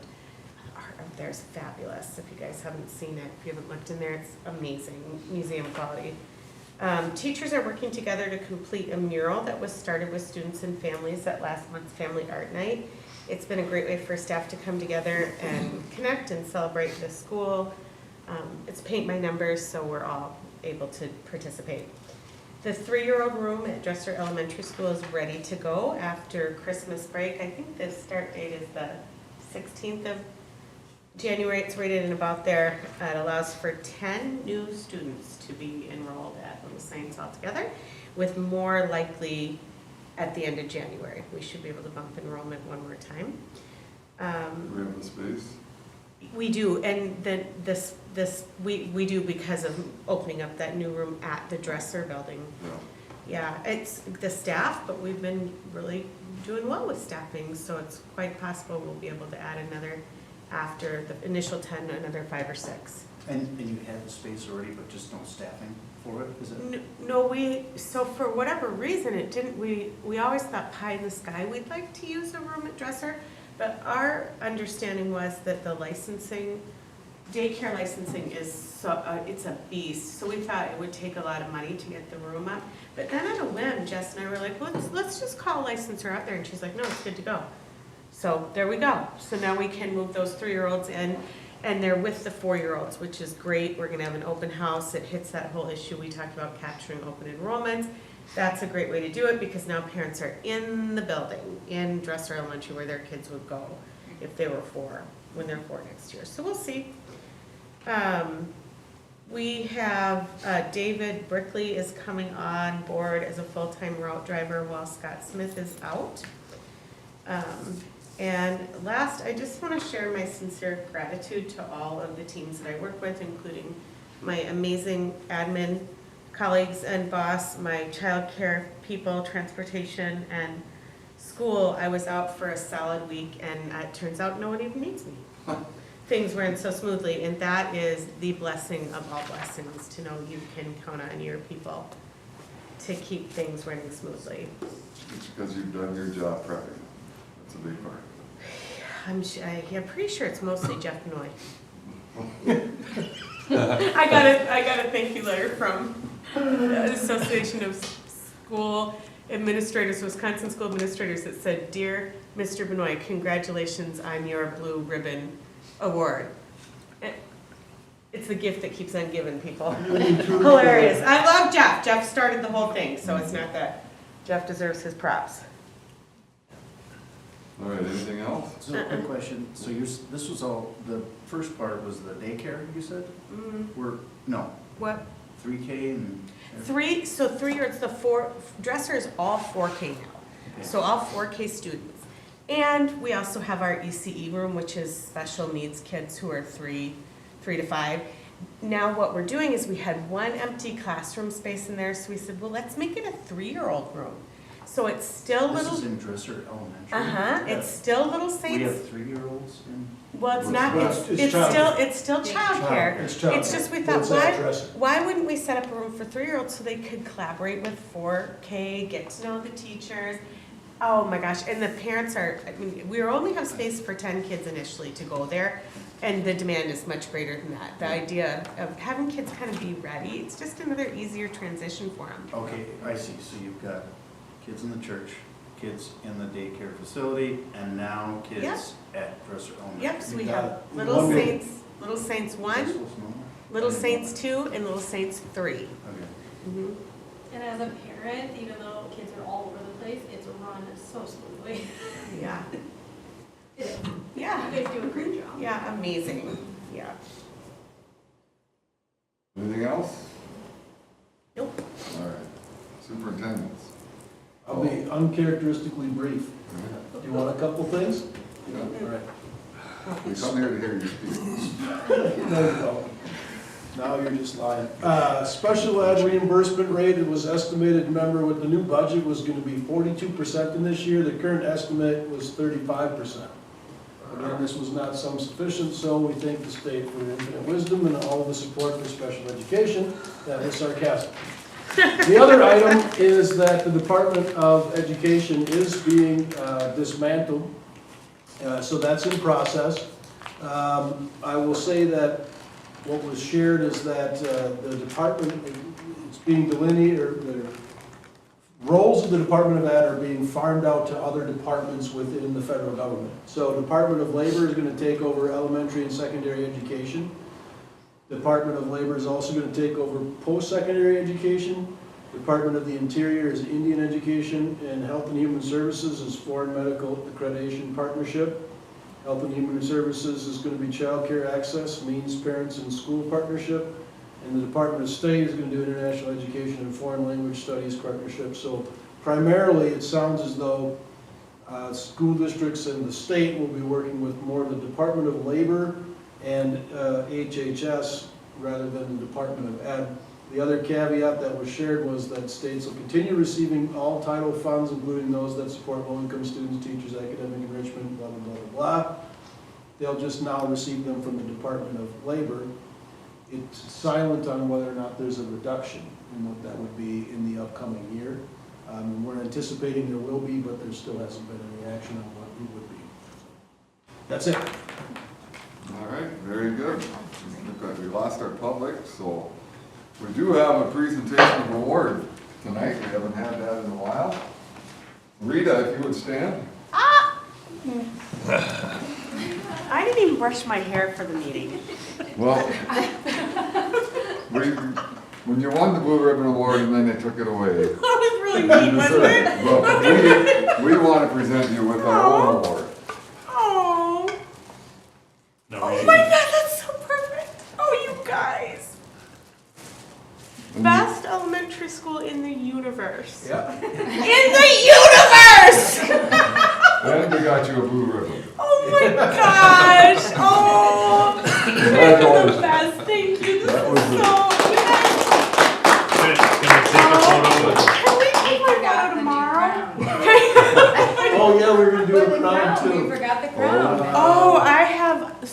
many crowns. It's cool. I just got a brand new pink tiara, cute, beautiful. You've So got it. yeah, I You got wear the- it tomorrow I for got your the picture. crown covered. I'm gonna wash my hair tonight, brush it, be good I'll come tomorrow. over tomorrow and take it. Thank you. This is amazing, you guys. Thank you. Thank you. Thank you. It's so Well much better deserved. than a federal award. You're right. That was made by your high school students. right? They did that? They did so good. And we kept it a secret. That's amazing. Yeah, Yeah. and somebody forgot to bring it to the last meeting. Oh. I wonder who that somebody was. I don't know, I'm not sure. Oh, this is awesome, you guys. Thank you. All right, very good. I'll move on to the consent agenda. Looking for a motion to approve that. I'll make that motion. We have a motion by Matt, I'll second. second by Don. Any further discussion? All those in favor say aye. Aye. Opposed? Motion carries. We'll go down to curriculum and policy. And we are going to vote on the following, the Sunday practices for high school girls on January 4th and 18th and February 15th. And the boys for December 28th and January 25th. This was something we discussed at the last board meeting. So I'll take a motion to approve that. I'll make that motion to approve the Sunday practice dates for the high school girls basketball for January 4th and 18th, February 15th, and for high school boys basketball, December 28th and January 25th. All right, we have a motion by Tashina, I'll second. second by Don. Any further discussion? All those in favor say aye. Aye. Opposed? Motion carried.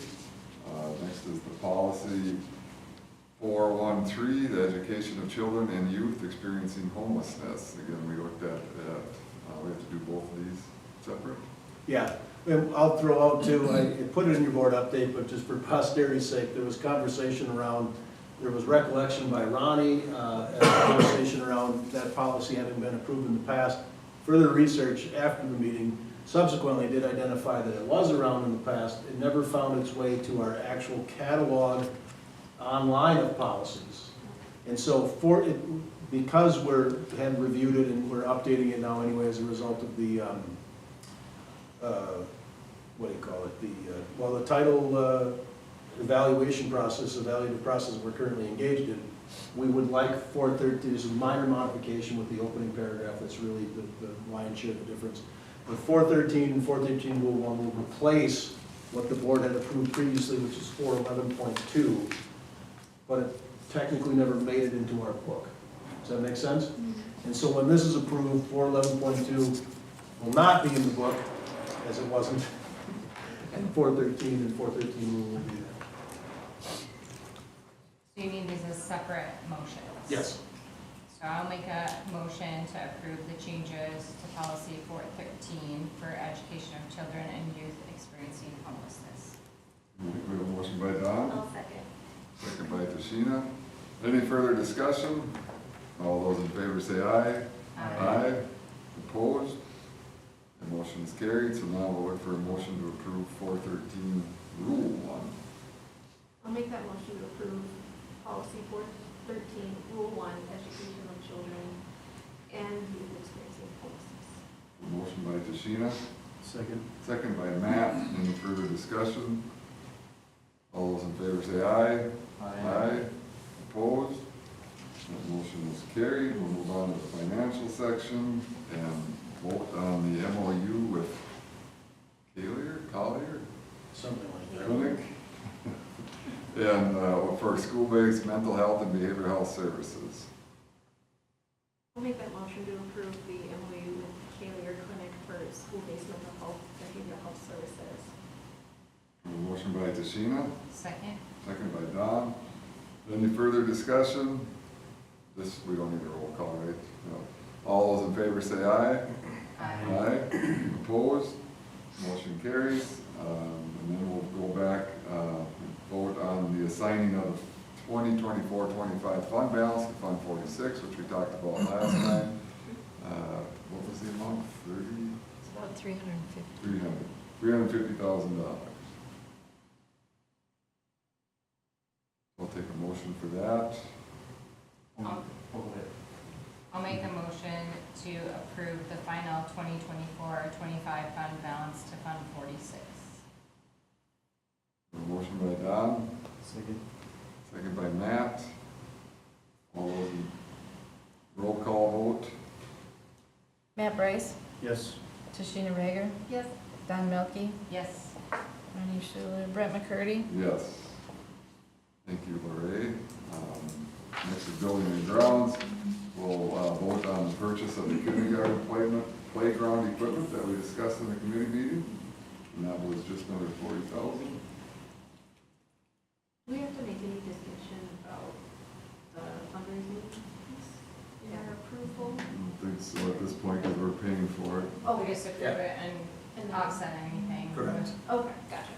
I'll make that motion to approve the purchase of the kindergarten playground equipment as presented. We have a motion by Tashina, Second. second by Matt. Any further discussion? All those in favor, we gotta do roll call now? It's $40,000. We don't have to, but you can if you want.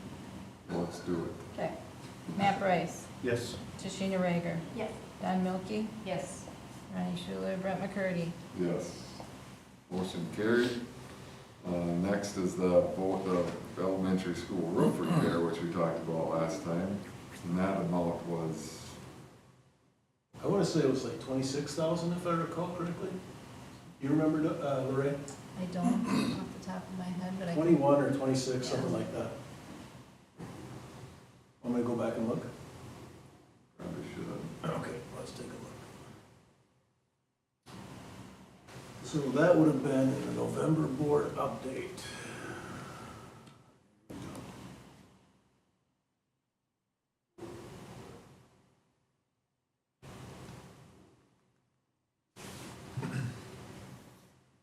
Oh, I'm missing.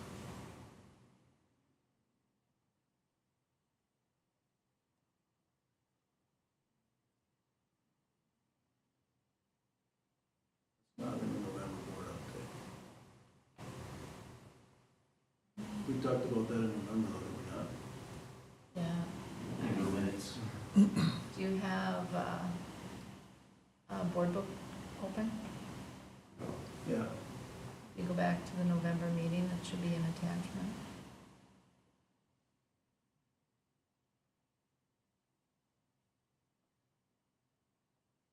Health insurance renewal.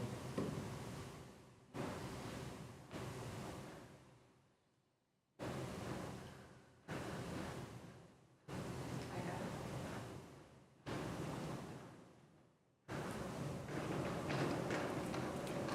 it. Was it last month, Lorraine? Yeah, I got it right here. Work. Okay. You did the right thing. 19. Oh. Oh, okay. 19,272, right?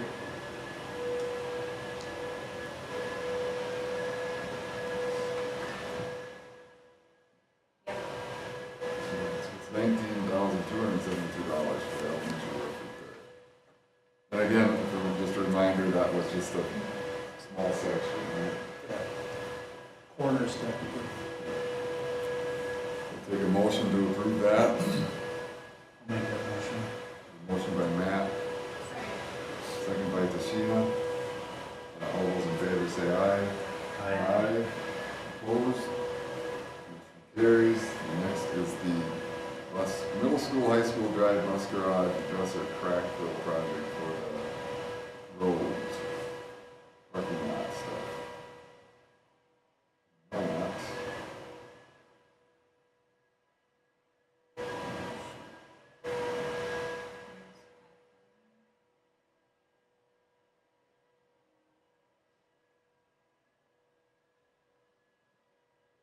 Is that the $5,230?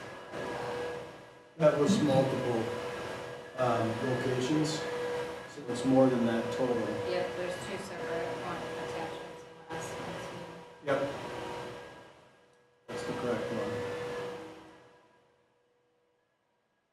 $5,000? Yeah, it's not 5 total though, it's multiple locations. And I know I put that in the board update too, I thought I did. One was $62,085. So what? There's $62,085. Oh, no, not that kind of money. There's 2 separate attachments. It says like high school, crack fill. That's, Yeah, because there's multiple things that are on there. And we're only doing the crack fill, but there's also, for whatever reason, I'm looking at the wrong thing. So that's what's creating issues here for me.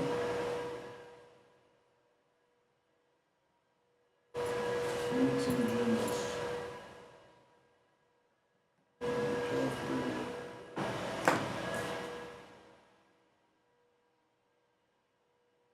Why am I not finding the committee?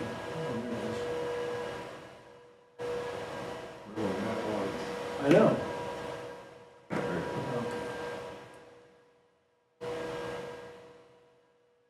Elementary roof repair, oh, but the links are not here. The documents are not linked on this one.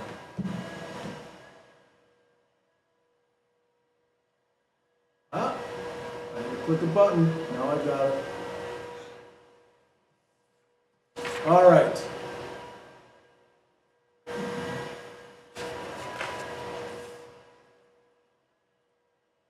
Crack fill on the first one is $21.55. Because it's just the crack fill. And then on the second one, it's $21.55 plus $2,900 plus $9,250.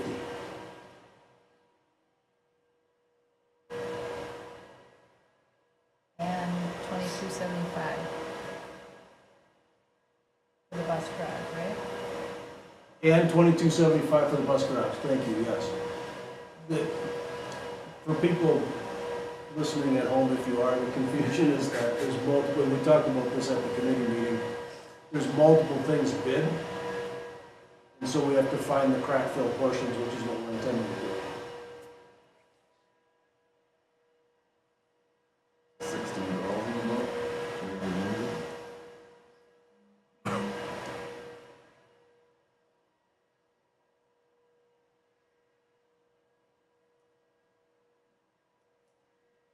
Are you writing it up? No, I'm making my notes, so I know when I'm. You want a total? Yeah. I know we did this in committee too, but let's, it's 2,900.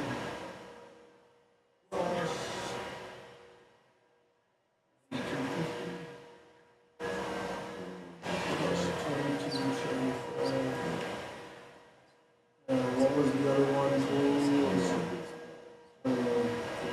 16,580.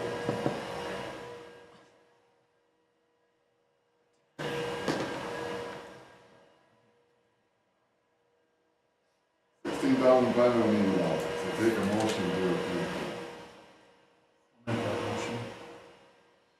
Motion by Matt, second by Tashina. Any further discussion? All those in favor say aye. Aye. Opposed? Motion is carried. Next is the school board election of incumbents. That would simply be the announcement that Ronnie Schuler is intending to not seek re-election, and we do have one individual that has submitted paperwork to be found on the ballot. Jessica Milkey, former grad at the time she was, it's not Milkey like you're spelling, Dawn, it's I was like, M-I-L-K-E-Y. that's strange, I don't know. Different spelling. Different spelling. Jessica Larkham was her maiden name, Larkham. I know that she was an outstanding science student. Great mother. Yeah. Very civically minded. And she has a great mother. Absolutely. Dad's all right too. Good family. But of course, there could be other individuals that are equally awesome, also fill out paperwork to be found on the ballot. That's just the one we have so far. The deadline. That deadline is January 6th. 6th. I was gonna say that, but I thought I was wrong. So that, it's like Tuesday? Isn't that a Tuesday, I think? 5 o'clock on the first Tuesday, so January 6th. There you go. They have to pick up the packet in the district office. They can pick up paperwork in the district office. We also have links posted online underneath the Board of Ed tab. But it has to be notarized, right? The applicant. Yeah, they have to come in and Yeah. give it to I us. charge $100 per notary, but they're welcome to see me. Kidding, it's totally free. Yeah. Don't go to Rita. I'm also a notary with a pink stamp, so you just let her choose. Good to know. All right, upcoming events. We've got, we're not looking like we'll have a meeting on Tuesday, December 23rd. No. We have a deadline of December 26th. Again, that's for Ronnie to fill out her thing, so we won't remind her of that. January 6th, that's right there, the deadline. January 14th, we'll have our regular board meeting, and then a convention on the 21st through the 23rd, and if needed, our regular meeting on the 28th. Matt, would you like to review the rules? Yes. Patrick's not in this, so I have plenty of other words to stumble over. Focus on the mission, vision statements of the district. Come prepared. We came prepared. We were respectful of others and open, accepting of ideas. We actively participated. We avoided side conversations, and remember, board meetings are open forum. All right, thank you, Matt. I will now take a motion to adjourn to executive closed session pursuant to section 19.851C and F of Wisconsin statutes. I'll make that motion to adjourn to executive closed session. We have a motion by Tashina, second by Don. Roll call vote. Matt Bryce. Yes. Tashina Rager. Yes. Don Milky. Yes. Ronnie Schuler, Brett McCurdy. Yes, we are in closed session. Thank you.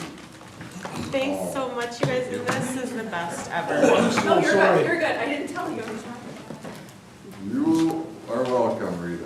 It's literally the best award in the universe. In the universe.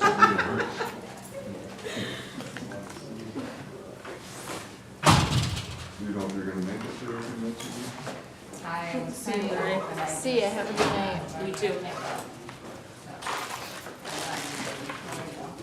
Hope you got mine. All right. This is the three amigos again. And you're not doing Baird, right? You're going to the, Whitewater basket. yeah. I was telling Craig earlier, I might, because I don't have to work Monday, I might go on see Brianna. Oh, And then the Marquez playing that night, Monday night. nice. We'll see. I